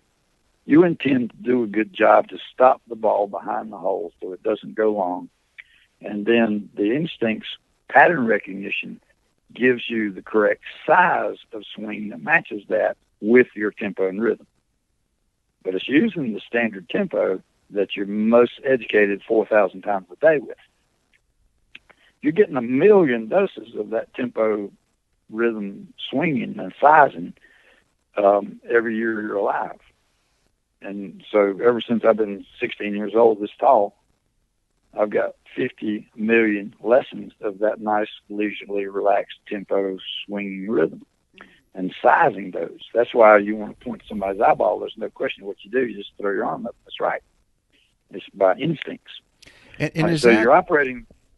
Excuse me? I didn't mean to cut you off, but is that why as teenagers are growing and their arms and legs are growing at different lengths and the coordination is thrown for a complete loop? Years, 12 to 13. You're right. A little bit off, awkward, gangly. Mm-hmm. They have to settle down, and get their shoes fully filled so they can stand upright without stooping and everything. So it's the recoordination of the longer limb with the processing of the brain. Right. That's how come golf gets kind of goofy for 13, 14-year-olds a little bit. They keep changing the length of their clubs. And so, your voice is changing. There's a growth spurt in there where human growth hormone is like working overtime, mm-hmm. turn you into an adult. And that process starts somewhere around 12 and doesn't finish until around 17, 18. So you don't really, it's kind of like, when did you get as tall as you're ever going to get? It's sort of like that's when you start to stabilize a little bit. Mm-hmm. But the tempo is not really crazy different, even though you're going through these changes. People's tempos are not really as different as they think they are. Everybody's pretty closely somewhere between 950 milliseconds and 1,000 milliseconds of just their arm and a putter swinging from one side to the other. If you put it up to the right in the backswing and hold it at the top of the backswing, you say 1, 2, 3, let it swing by itself. It'll take about 950 milliseconds to 1,000 milliseconds to get to the other side. And if you let it do it back and forth, it'll swing about 4 or 5 times before it totally dies out. Smaller swings every time, but it'll take 4 or 5 of those before it'll die out by itself. All right, so that tempo rhythm, that is what the brain wants and prefers to size by the pre-existing wiring of the instincts on how big goes how far. And you do the monkey thing where you're wide awake, alert, You appreciate the green speed as a fact. You appreciate the distance as a fact. You appreciate the contour and any net uphill, downhill difference of ball to hole as a fact. And you say, intend to do a good job, not any short, not any crazy long. Ready, set, pull the trigger, make tempo twice, ding, dong. And the size instinctively happens. So let me unpack that in just a minute because people don't get that. The monkey part is what picks the right pattern for this putt, for how big the swing should be. And that derivatively will pick the impact velocity of the putter head on the back of the ball, because size determines impact velocity. The brain knows all that. It's already lived that thousands of times forever, and if you've been playing golf for a while, it just builds on what it already knows and just fills a little chapter book on putting and puts it on the shelf for you. It's all in the instincts. It's already there. The wiring is not any problem solving. It's not any kind of solutions. It's not any kind of you figure stuff out that other people don't know. None of that. It's just intend, and you got the size. All right, so here's what happens in between. Monkey gives you the size, and you pull the trigger with tempo twice. The brain says, what muscle are we going to use to make your backswing? And if you make a shoulder stroke, or a right-handed golfer does the shoulder, left shoulder down, that's going to be the left side inner oblique attaches the rib cage to the hip, and you contract that, it pulls your shoulder vertically down like a crunch motion.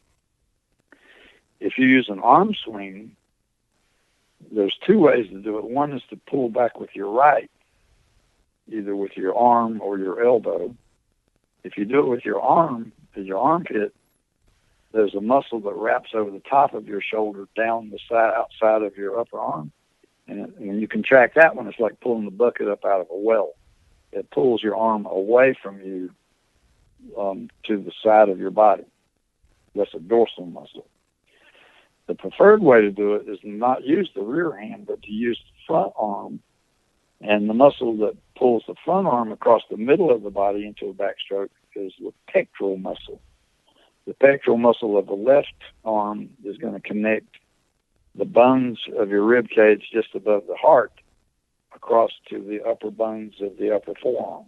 And when you contract the pec muscle, it'll draw your lead arm across the body.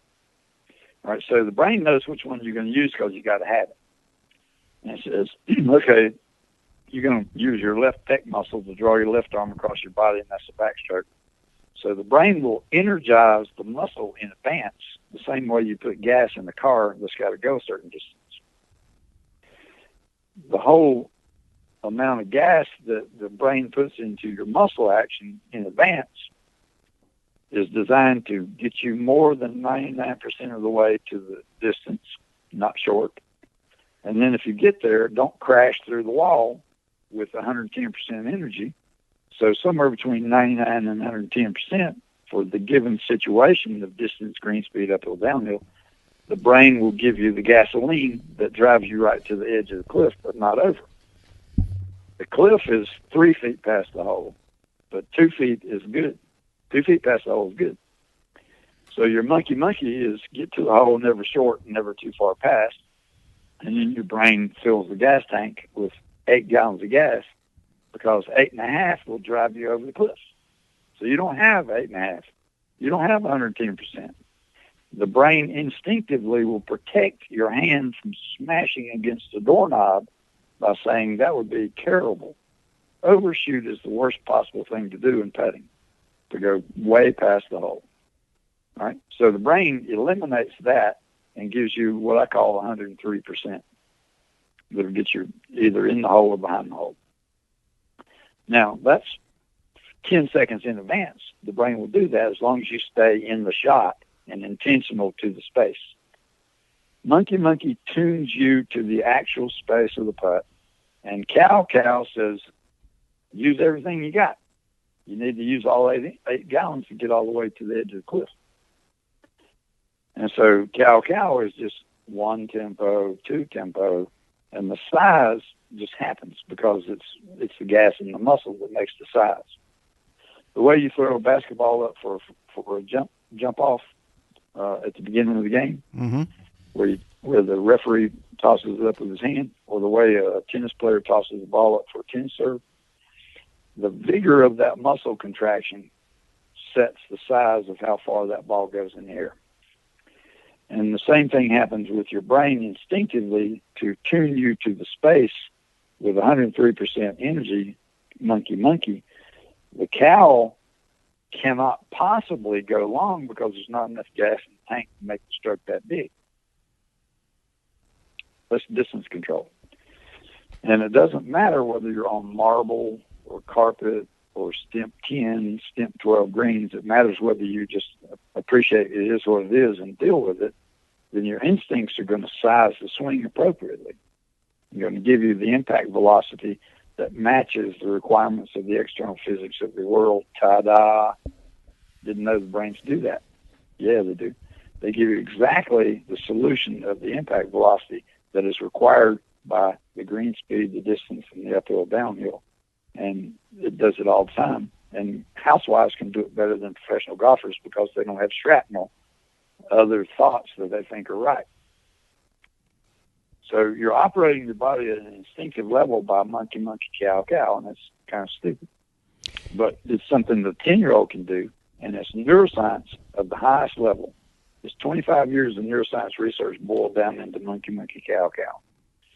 Now you can talk more and more about it, how to teach it, and how to talk about tempo and what it is and how to do it and whether that was good or not. But basically, at some point, the golfer has to do the skill of intentionality to the space, paying attention, plus swing twice with tempo. Did it match tempo, slow and casual? Was it the correct tempo?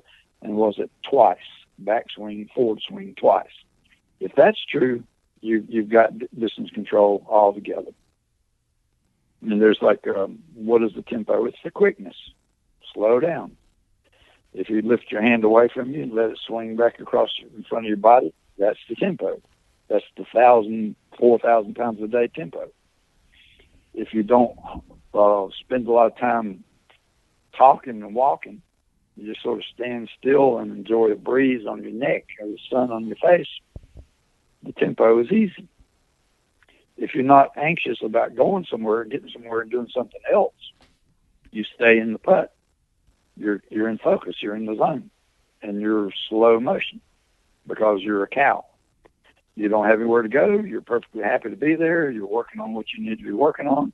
You've already done the monkey thing, and now you got 10 seconds of full-bodied leisure to just whenever you feel like starting your little back and through swing, go ahead and join the music. All right, so teaching that is like you take a handkerchief, a 2x2 handkerchief, and pin it behind the hole. And then you take a tape measure and pin 0 right beside the hole, and then pull the tape measure 30 feet out across the green. And you say, let's go to 10 feet. All right, two golf balls, monkey, stop ball on the carpet, not past the back of the cloth. Do not go past the back of the cloth. All right, miss the hole so you can see how you do on the cloth. Put 2 golf balls on the cloth, monkey, stop on the cloth. Now make cow swings and see the size will happen. Then you get 2 of them onto the handkerchief. You back up 5 feet to 15, and you repeat the process. Monkey, cow, a bigger size happens. And 2 balls go onto the cloth, and they don't go off. They don't go past the cloth. They're not short, and they're not past the cloth. And you back up to 20, and you repeat it again. Monkey, cow, 2 swings, ding, dong. Balls go onto the cloth. Perfect. You go to 25 feet. You go to 30 feet. When you finish all that, that's 10 putts, and your size has changed every time you backed up. But the process is always the same. Monkey to the space, stop, right behind the hole, and then cow, your instincts will size the swing. So the monkey part of it is the formulation in the body and the brain. And the cow is intentionality of the body to the space. Yes. And let me distinguish that from a student thinking he's figuring out what to do. You're not a student when you play golf. You're an animal. You happen to be called a human, and that's a handicap because you've got a mind. We're not operating the mind. We're only using the mind to make us act like a monkey that's going to move his body in space to an intentional space. It's intentionality. Intentionality is what all animals do when they move. They move towards an object or a location. Intentionality does not require language in your head, does not require words in your head, does not require a rule to solve a problem with. It does not require self-talk. It does not require confidence. It does not require any of that human baloney that makes you less than a good animal trying to make a putt. Now, humans are good at putting. I mean, they're better than monkeys. There's some things that other animals do better for movement, but humans are pretty good animals for movement. They can climb steps. They can walk across logs across a creek. They can throw spitballs and fastballs and curveballs. They can throw touchdown passes.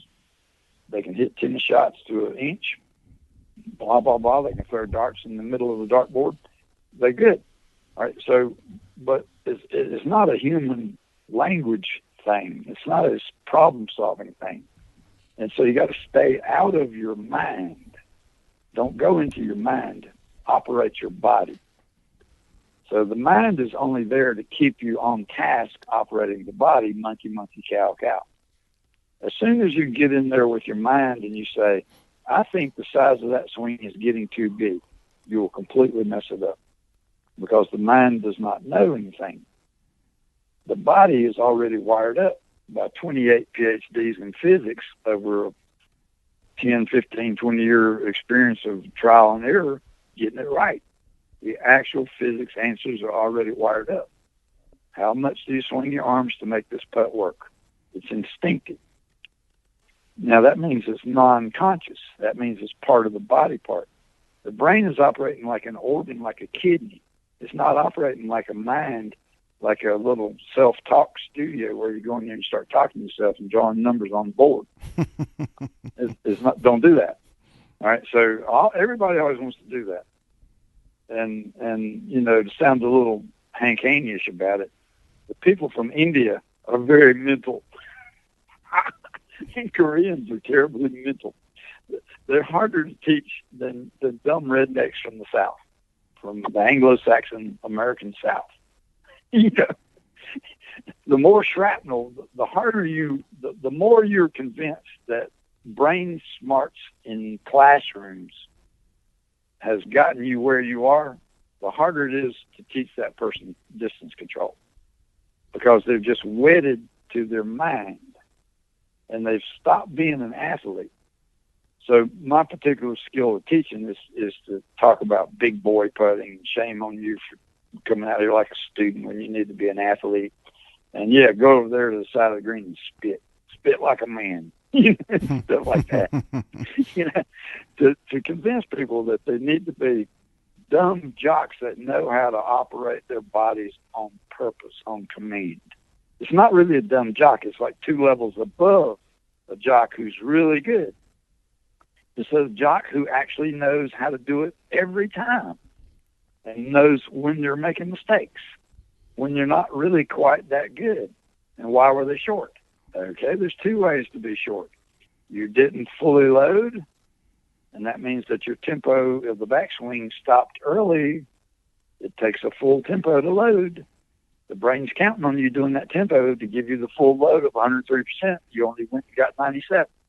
That's because your mind overruled the tempo and said, that's getting too big. I got to stop it now. That's going to go short. If you get a full load of 103% with a full swing of the backswing, taking the full tempo to get there, then if you chicken out with your mind and say, that's going to be too far, it's going off the planet, I better decel, you're only going to spend 97%, not 80, not 103. And that's short.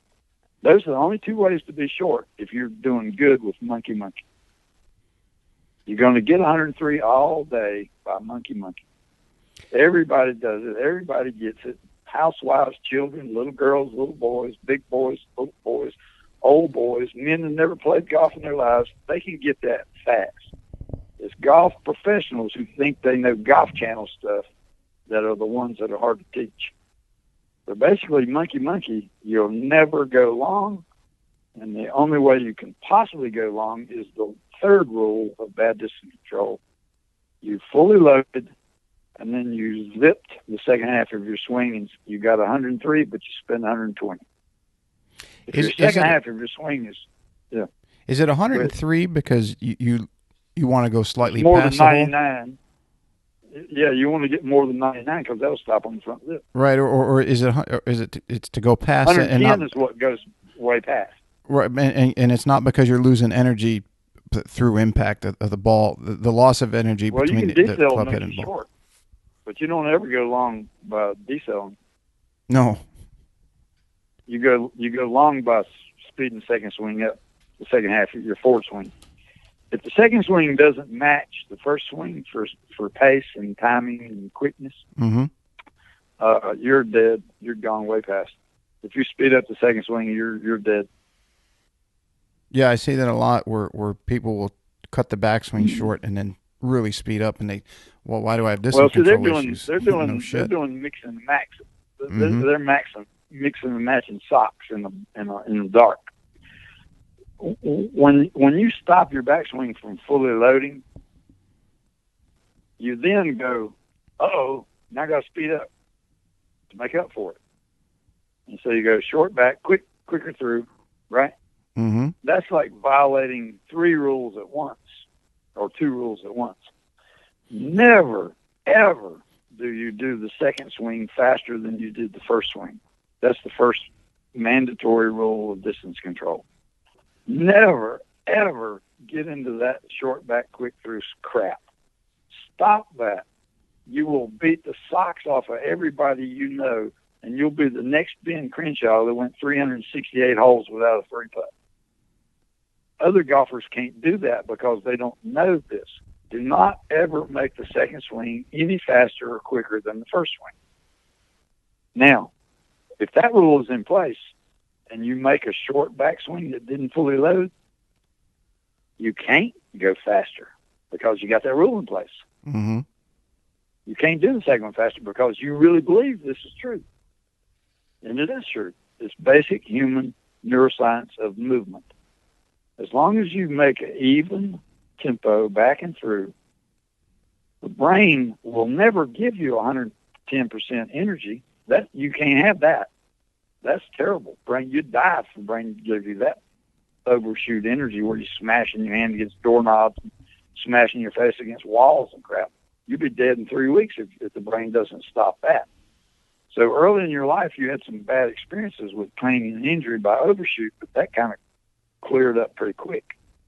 But all monkey eliminates the possibility of going long, plus that second rule, never second half a swing faster. Now, you can't possibly go long, so the whole thing shifts when you're a cow into use everything you got or you will be short. Load 103, don't stop the tempo. Spin 103, don't decel the tempo. Tempo twice. Load the whole thing, spin the whole thing. The cow is categorically different than the monkey. The monkey is wide awake, intentional, worried, determined, and paying attention to everything that matters. And then you have a 15-second grace period where you got to change into a luxurious cow that don't give a rat and is just swinging his tail in the field and feeling the sun on his skin. Ding dong. The size is not anything you want to ever pay attention to. The size is instinct. As soon as you mentally start judging and paying attention to the size, you're going to screw it up. Bad. And so the rules and the knowledge of how the body actually operates instinctively, that will make a professional golfer make twice as many cuts. Steve Elkington, I taught him this one thing. He went from 48% cuts to 78% cuts. That, making the cuts, will triple your money. Making the cuts will also make you have a lot higher top 20s, and that will make you a whole lot higher chance of actually winning tournaments. So one lesson for professional golfers is monkey cow. None of them know this unless I've taught them or one of my students has taught them. They don't know this, and so they're inconsistent. They're streaky. They have streaks and they have slumps. They don't know how to get back in the saddle. It takes usually about 3 weeks to get over a slump. before your better putting comes back into play, and you don't really consistently putt extremely great distance control over a long period of time. Do you think that the length of the putter has an effect on that? For example, if somebody's got too long a putter. Yeah, that's part of the teaching. Go ahead. You see, so if the length of a putter is too long, then you've got more resistance. Well, it depends on what happens with their arms. Right. All right. If the putter is sitting there, the flatness of the bottom of the putter sets the angle of the shaft coming up off the green. Right. Let's just say you're on a dead level green, like a floor in a store somewhere. You make the putter flat to the deck, then the lie angle is going to present the handle however long the shaft is. Let's say you got a 35-inch shaft, and so the 10 inches of putter grip material is 35 minus 10 inches. It starts at inch 25 up the shaft, and then it goes to inch 35 on the shaft, right? Right. Now that putter is sitting there, and let's say that somebody's put their foot on the putter head to hold it flat to the green. If you walk up to that handle and hang your arms, what all golfers in the planet do ignorantly is they reach for the middle of the handle and call it good. Now, for most people, their physiology and their anatomy, that's not where their hands hang. Their hands hang lower than that by about 3 inches. So, number one, do you value the arm hang to make your straight back and straight through stroke? And the answer is, if you have your hands up in the air artificially to position them on the handle because some dumb wad handed you too long of a putter, your hands have play in the system where you can stub your putts. You've still got play left in your system, and that play might lengthen the swing of your putter head further out there while you're in the backstroke coming down, and then next thing you know, you pop the ground short of the back of the ball. That's a stub.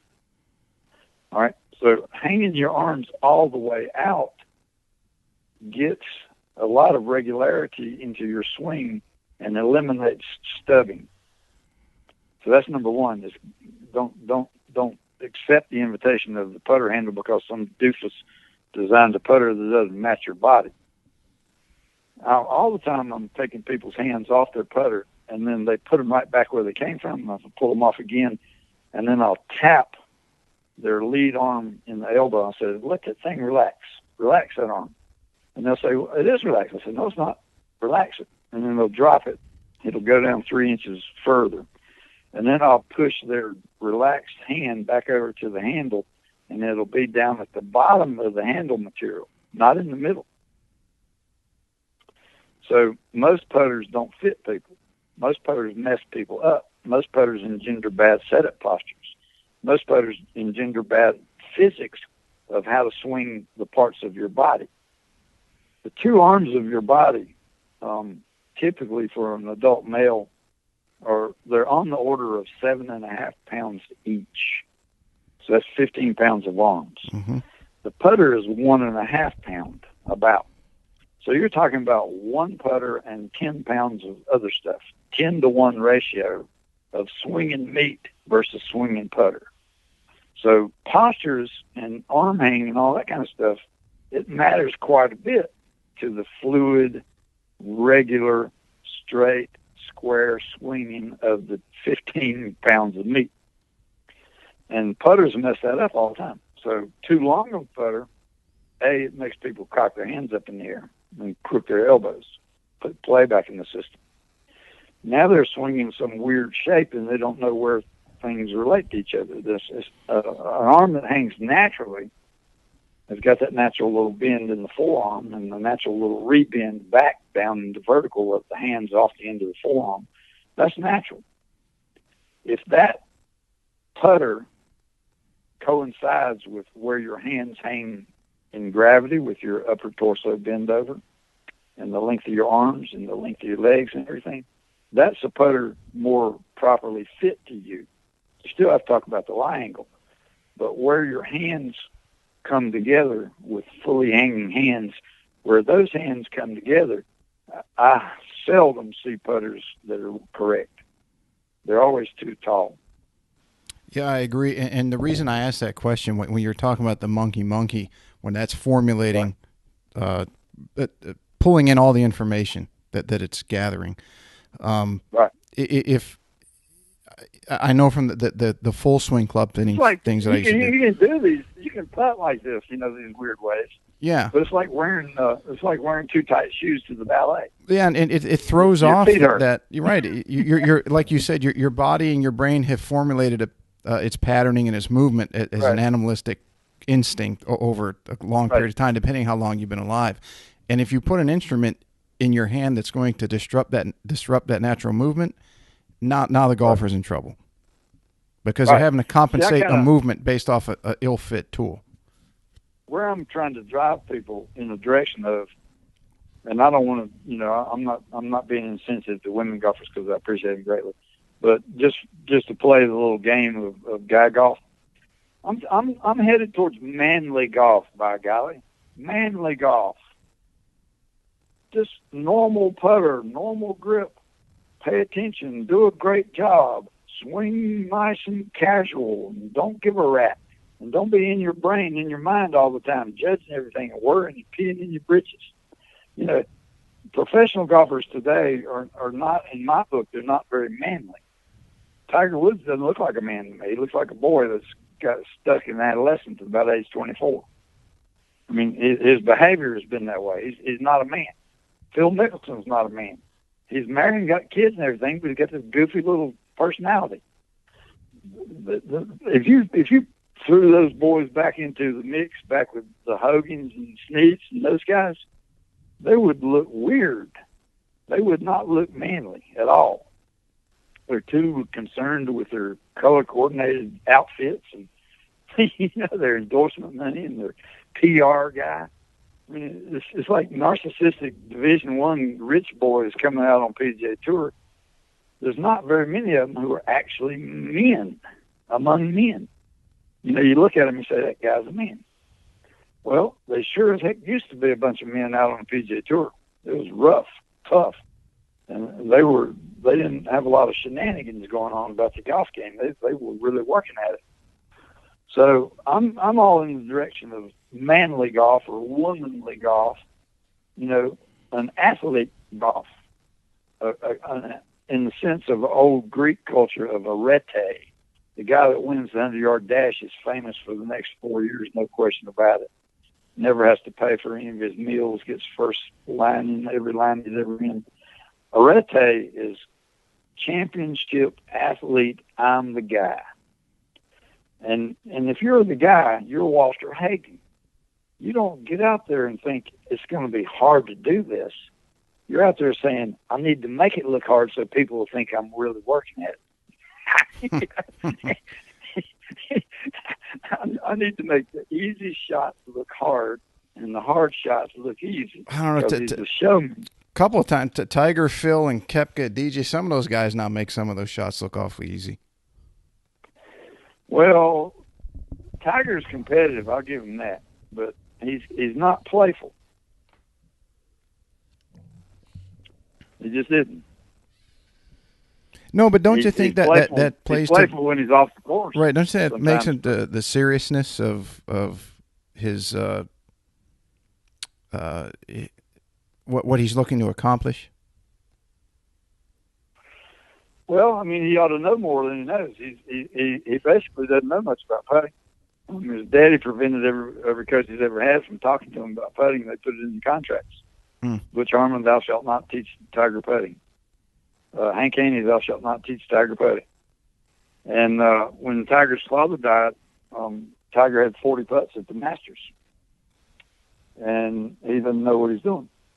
He's got certain things that he does and certain things that he thinks, but there's certain things that he doesn't know how to explain to a 10-year-old, because if he did, he'd be a lot more playful about everything. All these guys out there are working hard because they don't know what to do. They're trying this little thing, and then they're trying that little thing, and they're trying a claw grip. Then they're trying the Kuchar clasp it against your arm grip. And then there's desperate people trying little tricks and gimmicks because they don't know the real stuff of big boy putts like a champion. A big boy, he's not out there, grinding and worrying all the time. He's out there having fun because he knows how to do great stuff. And he wants people to watch him. If he has to bear down and get a little serious every now and then, he can do that too. Do you see anybody out there like that now in today's game? Say that again. Do you see anybody out there that personifies what you're describing in today's game? The closest, not unless they've been taught by me or one of my students. And some of my students, they kind of turned against me after they got taught, like David Orr. I taught him for free, and then I got him gigs at MIT, and then he went up to MIT and told people that my stuff wasn't good science. He thinks I didn't know about that, but I do. He's done that several times. He doesn't teach my methods. He teaches Sam Putlab number guy. He's like a bad science guy. And he doesn't teach how to improve professional golfers. He teaches them how to clean up their act so they're more consistent or whatever it is they do. That's not improvement. So he worked with Justin Rose, and Justin Rose won the U.S. Open, and everybody thought, oh, great, David Orr knows what he's doing. Well, not really. I mean, if I went to Justin Rose and asked him, what do you do when you do distance control? He's never heard monkey cow because David doesn't teach it. David doesn't know aiming. He doesn't know stroke mechanics, and he doesn't know reading putts, although he says he does. And so people like that have been dishonest and disloyal and mean-spirited and ungrateful, I don't have a whole lot of holdback when I start talking about them. But if you go ask professional golfers, the one that's kind of close is DeChambeau. What's his first name? Bryson. Yep. Yeah. He's been coached by a guy named Mike Shy. And Mike Shy was kind of a fan of mine for a while, and I was telling the Aimpoint guy about vector putting, did it better earlier than you did, and then Putting Zone did it better earlier than you did because we fixed the numbers only business that Templeton had. We fixed all that, and here you are, didn't even know Templeton existed. Well, Mike Shy tried to go with Aimpoint, and Aimpoint, Mark Sweeney threw him out for some reason. And Mike Shy went and started teaching vector putting. So Mike Shy has certainly taught DeChambeau some of the stuff that's in vector putting. Now, whether he's teaching monkey cow, I doubt it because I don't think he's that much into what I teach. But DeChambeau he's got a undergraduate degree in physics, I think. Mm-hmm. And so he believes in what he thinks is science. Unfortunately, he's got the same sickness that everybody else has, which they believe numbers is science. That's not right. You can test things, that's good, but you have to test the right things. DeChambeau was testing flagstick in, flagstick out, and he didn't know how to test it because he's not really a good scientist. First of all, you got to do the physics of how much time the ball has to drop before it hits the flagstick in the middle of the hole. What's the distance? Depends on how thick the flagstick is. Some of them are 1/2 inch thick, some of them 3/4 inch thick, some of them 1 inch thick. So you got to know that. How much distance is there across the hole on a center cut putt before the front of the ball hits the flagstick? Answer 1.035 inches. How much time does the ball have to drop before it bangs backwards off the flagstick and then hits the wall of the putt, of the cup? And if you don't know that, you won't know that anything that's 5 revolutions per second across the front lip bangs off a flagstick is not going to have time enough to drop down in the hole. So Bryson DeChambeau, or whatever his name is, he doesn't really approach things with the correct scientific investigation. He just says, well, let's get some numbers and let's call it science. And he got misled about that. Leaving the flagstick in is terrible, reduces your sinks by 50% if you have decent distance control. If you have lousy distance control, it might save you a big comeback 20% of the time, it might cut your comeback from 9 feet to 4 feet. That ain't no great thing. Why don't you just learn distance control instead? Mm-hmm. You know. So now there's a Cal Poly study came out and agreed with what I said by just basic physics analysis of the numbers.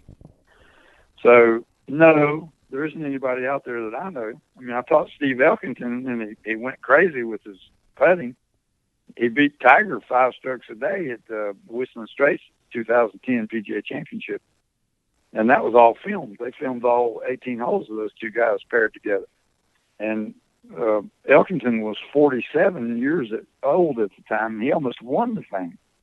He was coming in and messed up the last 2 holes, but he was gunning for the clubhouse lead, 12 under. And he missed an eagle putt that the commentator said, cellophane top. It looked like it rolled right over top of the hole. It just didn't drop. But the one lesson for Steve Elkington changed his whole life. And then he went and took other lessons from other people because he's a narcissistic, crazy PGA guy that thinks he can fiddle around with anything and it won't hurt him. So he went and took these other crazy lessons about how you twist your arms and your elbows to stand close to the hole and all this stuff. And he came out in the year 2011 missing cuts all over the place. And then he quit golf. He tried to play the senior tour and he couldn't putt.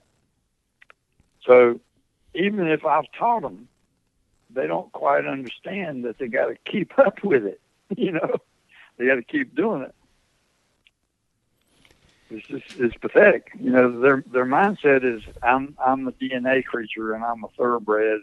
And, you know, if I take a little lesson from somebody that helps me, it wasn't really the lesson. It's just my thoroughbred coming out, and I can go take other lessons and they won't hurt me. That's the way they think. And it's bad. It's just stupid. Yeah, I was almost guilty of that, being, growing up being an athlete, playing at high levels. And then when I played pro golf, or at least got started out in it, I had somewhat of the same idea until I got my clubs fit by someone who really knew what they were doing. It was all based off neurophysiology, and so on. And I got a wide-eyed awakening to what someone who really knows the application of science and the multiple sciences, and how to, not only that, but how to apply it to individual golfer. It was. I mean, let me tell you a little bit about club fitting, the human body, and tempo and grip pressure. If the lie angle of the putter matches your natural hang of your forearm, it would be 14 degrees back off of vertical, or measured up from the ground. 90 minus 14 would be 76 degrees upright, which is 4 or 5 more upright than a standard today. I think it's even more. Standard's gone flatter. What? Yeah, I think standard has gone down to 70 on some of the major OEMs. From what I'm measuring, they're making a big mistake because they don't know anything. I know that. I just didn't know that. David Adele designed his putters at 68 degrees, and he's completely stupid. Let me describe to you what torque is. Torque is if you took a putter shaft without a putter head on it and you stuck it in a melon straight down vertically towards the ground, and you stabbed the melon with the end of your shaft, and then you tried to lift that melon away from your feet until it was horizontally held above the green. That's torque. The torque force is the mass of the melon trying to push that putter back to vertical. Now, as you lift it away from vertical towards horizontal, and if you go a little bit, that's one torque. And then you have to increase the torque to go further. And the maximum torque is the one that holds it horizontal to the green, right? Putter heads are just like shafts stuck in a melon. There's a mass down there called a putter head, anywhere from 325 to 400 grams. Now, what that mass does, nobody in golf seems to know, because they design putters ignorantly, and they test the putters, and they claim stuff about putters completely ignorant of the torque factor. The fact is, the putter's sitting down there flat on the green with 70 20 degrees off vertical to make it a 70 flat lie angle. That's like 6 flatter than it should be according to your arm. And so when it comes back to your arm, you have to change angles. The putter angle and the arm angle, it doesn't matter. It doesn't match. The arm angle is a lot steeper down, and then the putter 70-degree lie angle is a lot flatter. So you have a little V shape down there where your hand hits the putter. Mm-hmm. Well, that putter's sitting on the ground about 9 inches away from your feet. And as soon as you push it back into the air and the ground is no longer holding that torque is going to start drooping in towards your feet. All right? Right. Now, the way to test this is to set up to a putter that's flat to the ground, flat lie angle, bend your arms down to where they connect to the putter without any play left in them. And then your upper torso, pretend like it's a crane at a construction site. You just lift the base of your neck up in the air and pull your arms up with them. As soon as you pull your arms up, the putter comes off the ground. That putter swings right back to the middle of your feet into a vertical direction. That's torque. Okay? Now, it happens, and you didn't do it, so it must be physics, right? Mm-hmm. The mass of the putter head makes it droop towards your feet. Now, if that's like the melon that you just stabbed vertically with your putter shaft, and now you got to put it back where it came from, grip pressure on a scale of 1 to 10 in your left hand or your lead hand, if you go from 0 to 1, you might be able to push that putter head back about a third of the way from where it came from. If you go to level 2 of grip pressure, you'll get it 2/3 of the way. And if you go to level 3, you'll be able to put it back where it came from when it was flat on the green before it ever drooped towards you. Now, that grip pressure, 3 on a scale of 1 to 10, is not a stranglehold, but it is a firm grip. It's the same grip that you would have if you shook a friend's hand and your thumb trapped them in the handshake. Yeah, you're losing touch and feel, aren't you? No, because touch and feel is not real. Putterhead velocity of impact is real. Tempo is real. Timing is real. The sensitivity in your fingers is irrelevant to the putterhead impact and how far the ball goes. Mm-hmm. You got news for everybody out there. The only real thing on how far the ball will go is putterhead velocity of impact. The only real thing that generates that is the instincts for the size of the swing. Hand grip pressure does not hurt that whatsoever. Okay? Now, if you grip it so hard on a scale of 1 to 10, you get it up to 8 or 9, what will happen is your armpits will start clenching because you just infuse tension all the way up from your hands into your forearms, your upper arms, and now even into your shoulder assembly. You've got muscle pressure squeezing going on up there. That might mess up your touch. But feel, what a word is that? Who knows what that means? All right, so that's like nothing. So if you grip it to a 3, and then you do tempo twice swing, throw it back, let it swing, that will have beautiful touch. And you'll be operating your body as an athlete, big boy, knowing what to do to make your body monkey cow. Monkey, let's go there, let's putt. Cow, let's swing twice, bang. The grip pressure is what prevents the stroke from drooping into your feet when you push it back. Now, if you push back with your muscle contraction and you draw your left arm across your body, that's not going to curve to the inside. That doesn't go curvy. That goes across the middle, across your body straight. So if the putter curves to the inside, that's because your weak hand is too girlish, too weak, too light, 1 instead of 3. If you make a stroke over top of an aiming stick on the ground with a 1 grip pressure, it will curve to the inside massively. After 20 inches of backswing, it'll be 5 inches off the line, wide open. If you put a 2 grip pressure into your hand and repeat that stroke with your muscle contraction, pulling your arms across your body, it'll go 3 inches or 2.5 inches offline to the inside and up and up. be about half as bad as it was when you had 1 grip pressure.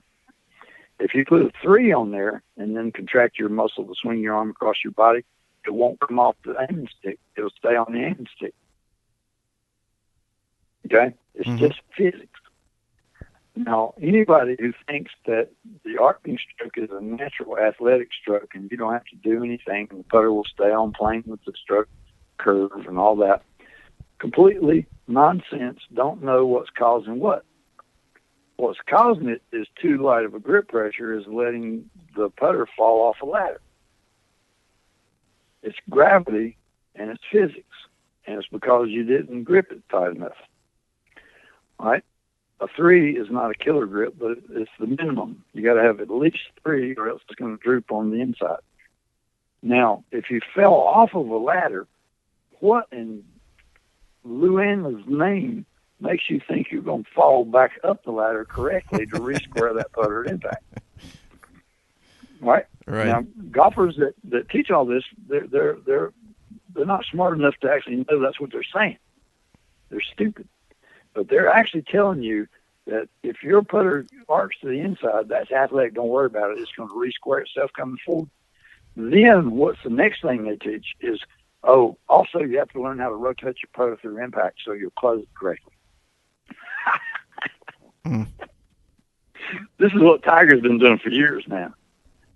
He's been losing his putter face to the inside because he's too weak with his grip. Because he thinks, like you just said, is touch and feel, touch and feel. No, it's not, dumb bunnies.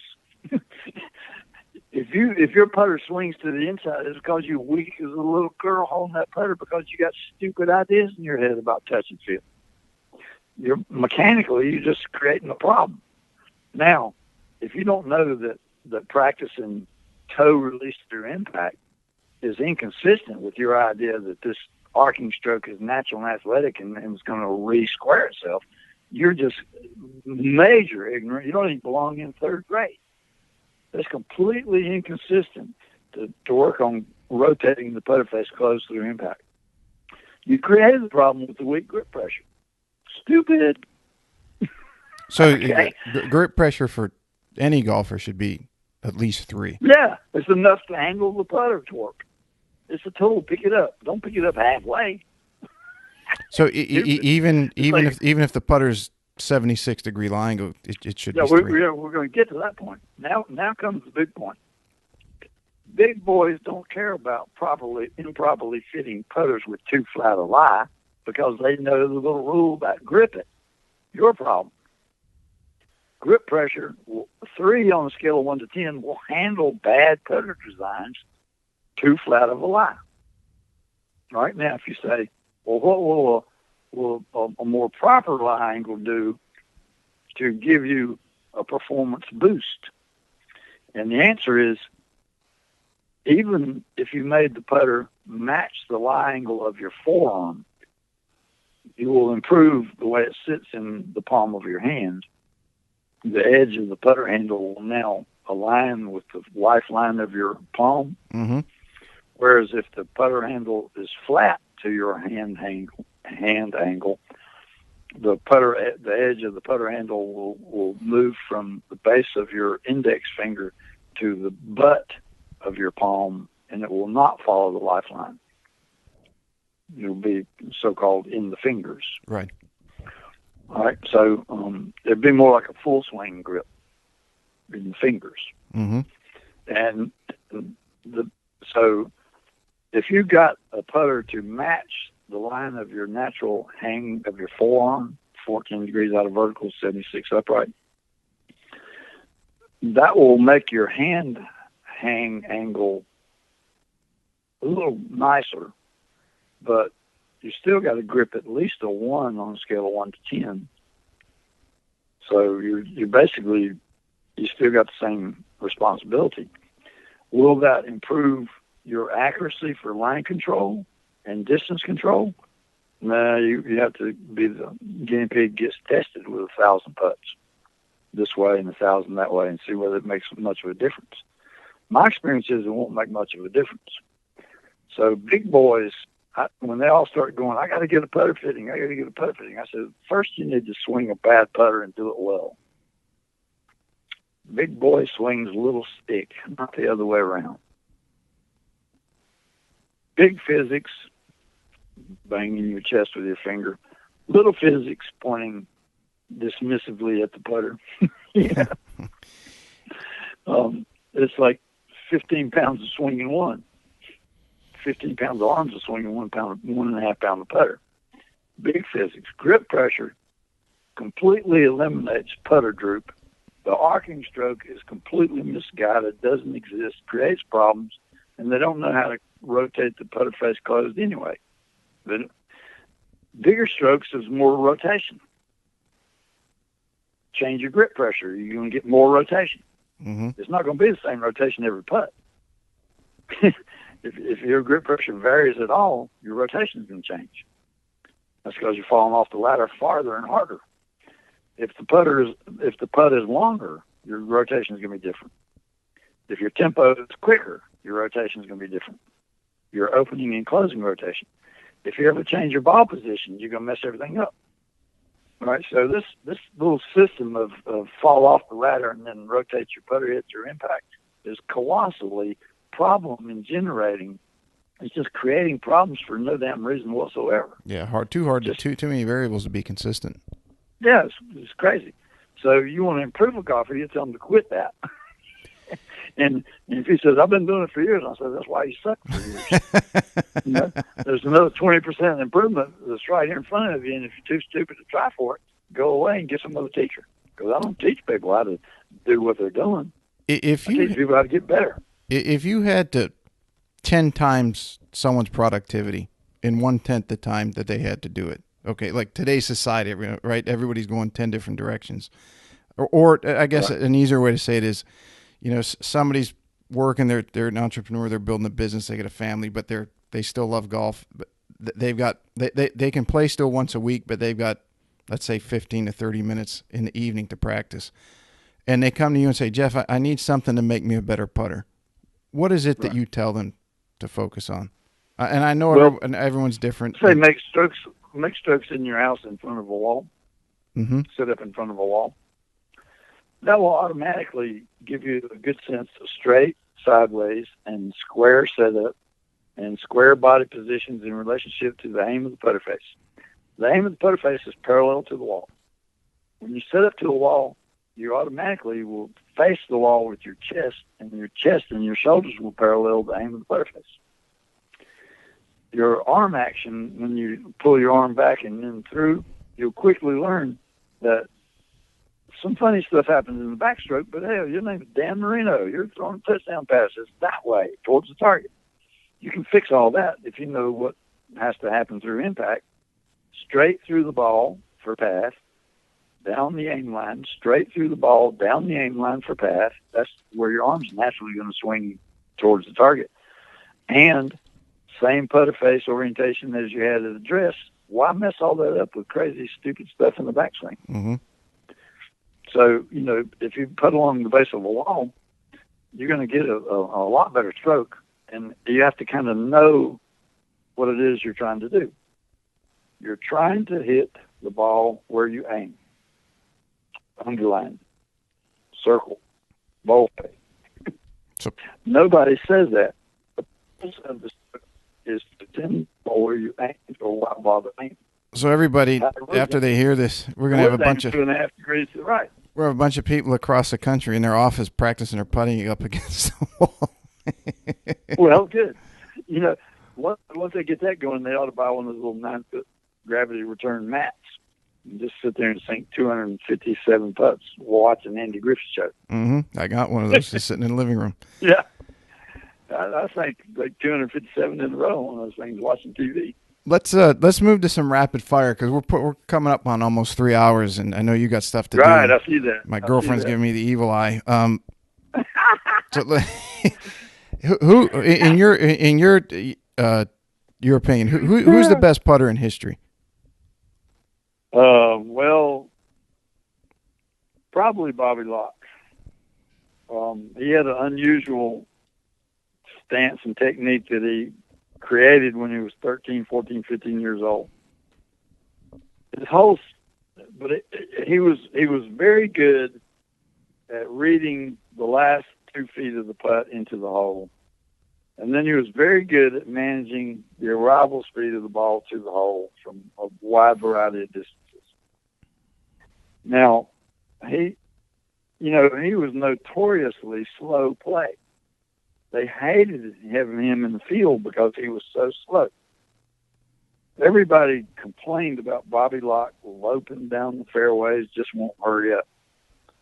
And now you got Brandel DeChambeau guy, flipping chart pages in his clipboard trying to figure out what to do with the next swing. He slows everything down too. But Bobby Locke's body was slow. He was like a cow.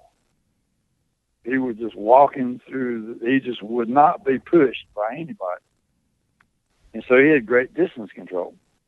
When you have great distance control, you can read putts better because there's only one line, one curve of the break that will show up when your brain predicts with one good, smart ball speed that you're familiar with and that you can execute. So it's easier to read putts when you have that kind of nice tempo distance control. Mm-hmm. And it's easy to sink those putts because then you just pull the old plan A out and hit it where you're aiming with the same pace every putt the rest of your life. And he was a master at he just completely destroyed the psychology of Pennsylvania. Because Ben Hogan was always going, I'm a ball striker, I can stick it closer to the hole than anybody. And he kept sticking it closer to the hole, and Bobby Locke would sink a 30-footer and just deny his ass. Hogan would be looking at a 6-footer for birdie, and Bobby Locke would be looking at a 35-footer, and Bobby Locke, of course, would putt first, and he'd sink it. Great equalizer. Hogan, it just drove Hogan insane. He couldn't stand it. And so, Locke won 5 majors.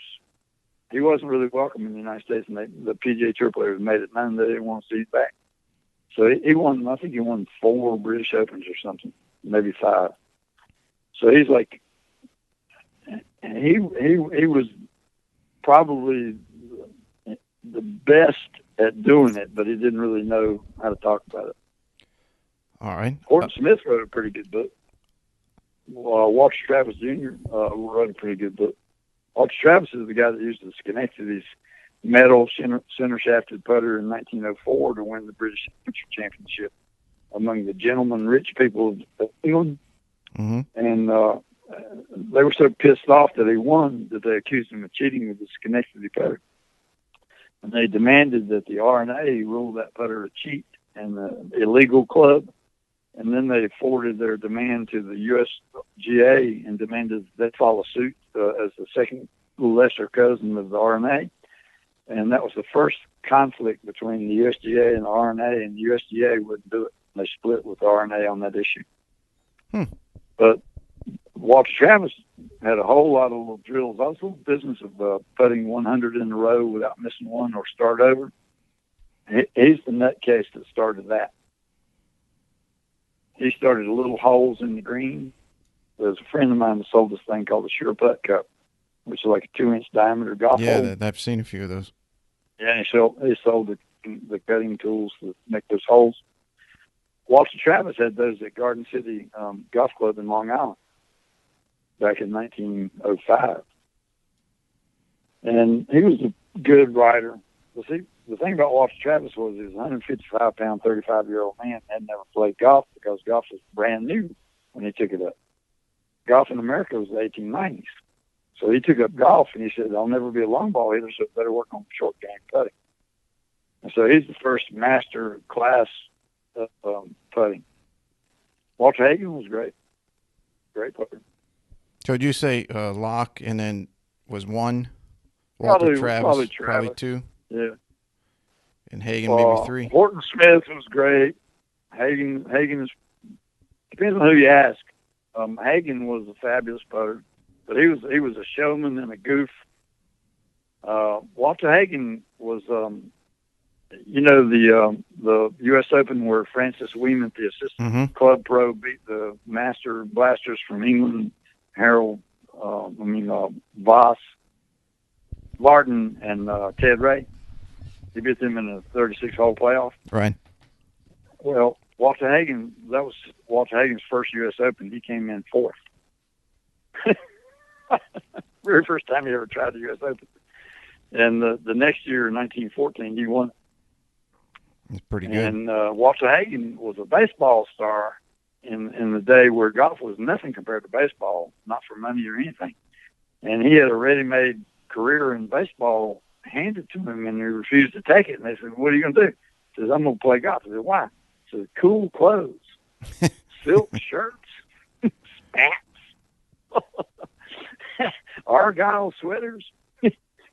So he was a bit of a goof, but boy, was he ever a match play competitor, murdering guy. He murdered his competition with trash talk. Good humored natured, but it was like John Wayne Gacy telling a joke while he's slitting your throat. That didn't come across all that kind to people he was competing with. But he was a fabulous player. If let me go to the next one then. If you weren't a putting theorist, you'd be a what?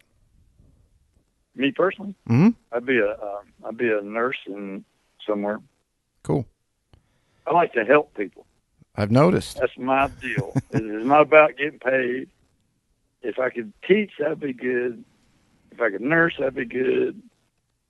If somebody would just ask me how to do something better, I like that kind of free-floating guy that just sticks an oar in here and there and tries to do things better. Mm-hmm. Every time I look at something, I instinctively want to, think about how to do it better. It's a good trait to have. And help people. Yeah, and help people. All right. That's kind of where, I never cared enough about money to actually be successful with the money part. So. Well, hopefully enough people listen to this, I'll be calling you for lessons. Oh, that's great. Help on that money part. You want to give them my email? Yeah, well, we'll get to that pretty soon. Look, a few more on the rapid fire. Mallet or blade putter? Mallet or blade putts? The putter. Vacillate. Would you like, these oversized? A little bit better. A mallet has a little bit more secure connection of the putter's body to the deck of the green. Mm-hmm. And so, but if you get the mallet too big, it sort of messes up the up and down of your swinging. You can kind of bump the bottom of a mallet because it's too wide. So mallets have to be modest mallets and not a whole lot of lines and stuff on them. I use blade putter an awful lot. I got lots and lots of 8802s and George Lowe's and Odie Chrismans and all kinds of stuff. All I can find, it's just big board grips it, big board putts it. Yep. All right. So let me give my email. So if people want, I've got like 30 articles I send out an email, and about 10 of those are like 4 skills specific, focused. Mm-hmm. And if anybody wants any of those or they want a copy of my book, I got a PDF I can send an email. If you'll just send me an email and tell me your email, my email is Geoff Mangum with a dot in between the first and last name at Gmail. And the Geoff is spelled Geoff. Starts out like George, ends up like Jeff. GEOFF.MANGUM, like a monkey, like a man chewing gum, at gmail.com. And send me an email. I'll shoot you out all these articles and stuff. Yeah, you send me a number. They're really good. I encourage anyone listening to get in touch with you on that. That's great. Let's see. Top 3 courses on your bucket list. Top 3 courses on my bucket list. I'm a cow pasture guy. I like it cheap and rough. Fair enough. I don't feel comfortable around rich people golf. All right. You prefer? I sort of thought I wanted to go to Baltusrol or something to look at it. I've been to Marion. There's nothing to it. What people claim is great golf doesn't interest me as rich people golf. I'm not into rich people golf. I'm into skills, cow pasture skills, rough golf course skills. Mm-hmm. Good greens are great, but, man up. It is what it is. Show me your skills. All right. How about walking or riding? I would never ride if it was up to me. That's why I go to the golf courses so I can walk. Of all the people I've interviewed so far, everyone has said walk. Yeah. Dream foursome. Dream foursome? Yeah. I don't play foursomes. I never play foursomes. Is that right? Too many people. Play singles and two, and occasionally three. All right. I don't think I've ever played foursome in my whole life. Who, if you had to play the three, who would be the other two? You pick anybody in history. In history? Mm-hmm. Anyone you want that I would like to play with? Yep. Richard Feynman, the physicist. And let me see, the second person. Oprah Winfrey, the entrepreneur who made good. Now that's two Oprah different Winfrey's people. Got a kind of attitude. Huh? That's two completely different people. That's pretty cool. Oh, yeah. Well, Richard Feynman, in his last years of his life, he took up samba drumming and went to Brazil and participated in the samba parades. Mm-hmm. And he took up art and was a good draftsman, a good artist. I don't know what he did with music other than samba, but he was way other than just physics.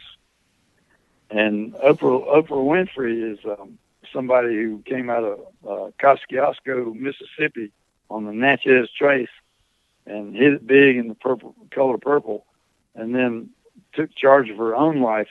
She's one of the few people that owns her own television production. Mm-hmm. So it's Johnny Carson did that. She did it. Desi Lou and Lucille Ball, they did it. But those are the people that got filthy rich from TV. I think Matt Dillon did it. I mean, the guy that plays Matt Dillon, I think he owned his own production team too. But she's about $4 billion. That's She's a good Chicago. round number. Michael Jordan is 1.5 billion. He's not Chicago. Oprah is. All right, and let's go to the last one. If on the rare occasion you miss a putt, your favorite curse word is what? You don't want to hear that. Okay. I've been restraining my curse vocabulary this whole 3 hours. We'll leave that one. I just jumped straight off into the nasty language book. So because I don't really get that upset missing, because part of big boy putting is if I missed, it wasn't because I had a crooked stroke or a bad distance control. It was because I didn't read it carefully enough or didn't aim it correctly. So missing is the fate that must befall my substandard reading and aiming. And every other golfer on the planet is substandard reading and aiming, and then they're trying to do a substandard stroke and distance control to make it all work out. I call that the now what, or plan B putting. When you're a plan A putter, you've aimed it, so that's got to be right, or unless you're going to start over, that's it. Putt might go in, might not. We're getting ready to find out, but you're certainly not going to mess it up with a crooked stroke or a bad distance control. So a plan A putter is like a big boy. If he misses, he wants to know. He wants to miss because he's not going to have a crooked stroke or a bad distance control. He wants to see what we need to fix the next time. So missing is not like a grab your forehead and shake your head kind of a thing. It's like, oh, what did I do that I need to get better? And if you get stuck in the world where the only thing you're working on is reading and aiming because you've already fixed stroke and distance control, you're a 1% golfer for the rest of your life. You're only learning reading every single putt. Reading. You learn so much about reading, but you don't learn anything about reading until you quit putting somewhere other than your aim, and you quit putting with funny plan B paces. You can't judge your read if you do that, because then you don't know what pace you read with, and your start line, you didn't even follow your start line, or you didn't follow the pace of your read. It's only when you putt straight with perfect ball speed that you can first time judge right or wrong. The read was too high, too low. And if you get stuck in that world where that's all you're working on, you're going to pass everybody by miles, and you're never going backwards, and you're only going up. So I don't really shake my head and cuss when I miss a putt. All right. Let's see. Anything new you got? You got any new books coming out or lectures, schools we can tell everybody about? Just headed to Canada and then setting up a trip. I'm going to Canada this very coming week. I'll be driving up there probably Monday or Tuesday, and then teaching Thursday, Friday, Saturday, Sunday. That'll be in the Toronto area at Coppenwood Golf Club. Mm-hmm. And then I'll be moving. I'm probably going to be going over to Ottawa. I'm not sure about that one yet. And then a little bit later in the summer, in July, I'll be going for about 30 days into Europe, Sweden, Denmark, Holland, Germany, Spain, possibly Czech Republic, maybe Morocco, maybe Portugal. Doing schools and lectures? France for sure. Huh? Doing lectures, certifications, schools? Teaching clinics, teaching certification, giving lectures. Traveling on trains, staying in hotels, eating funny food. When's your next book plan to come out?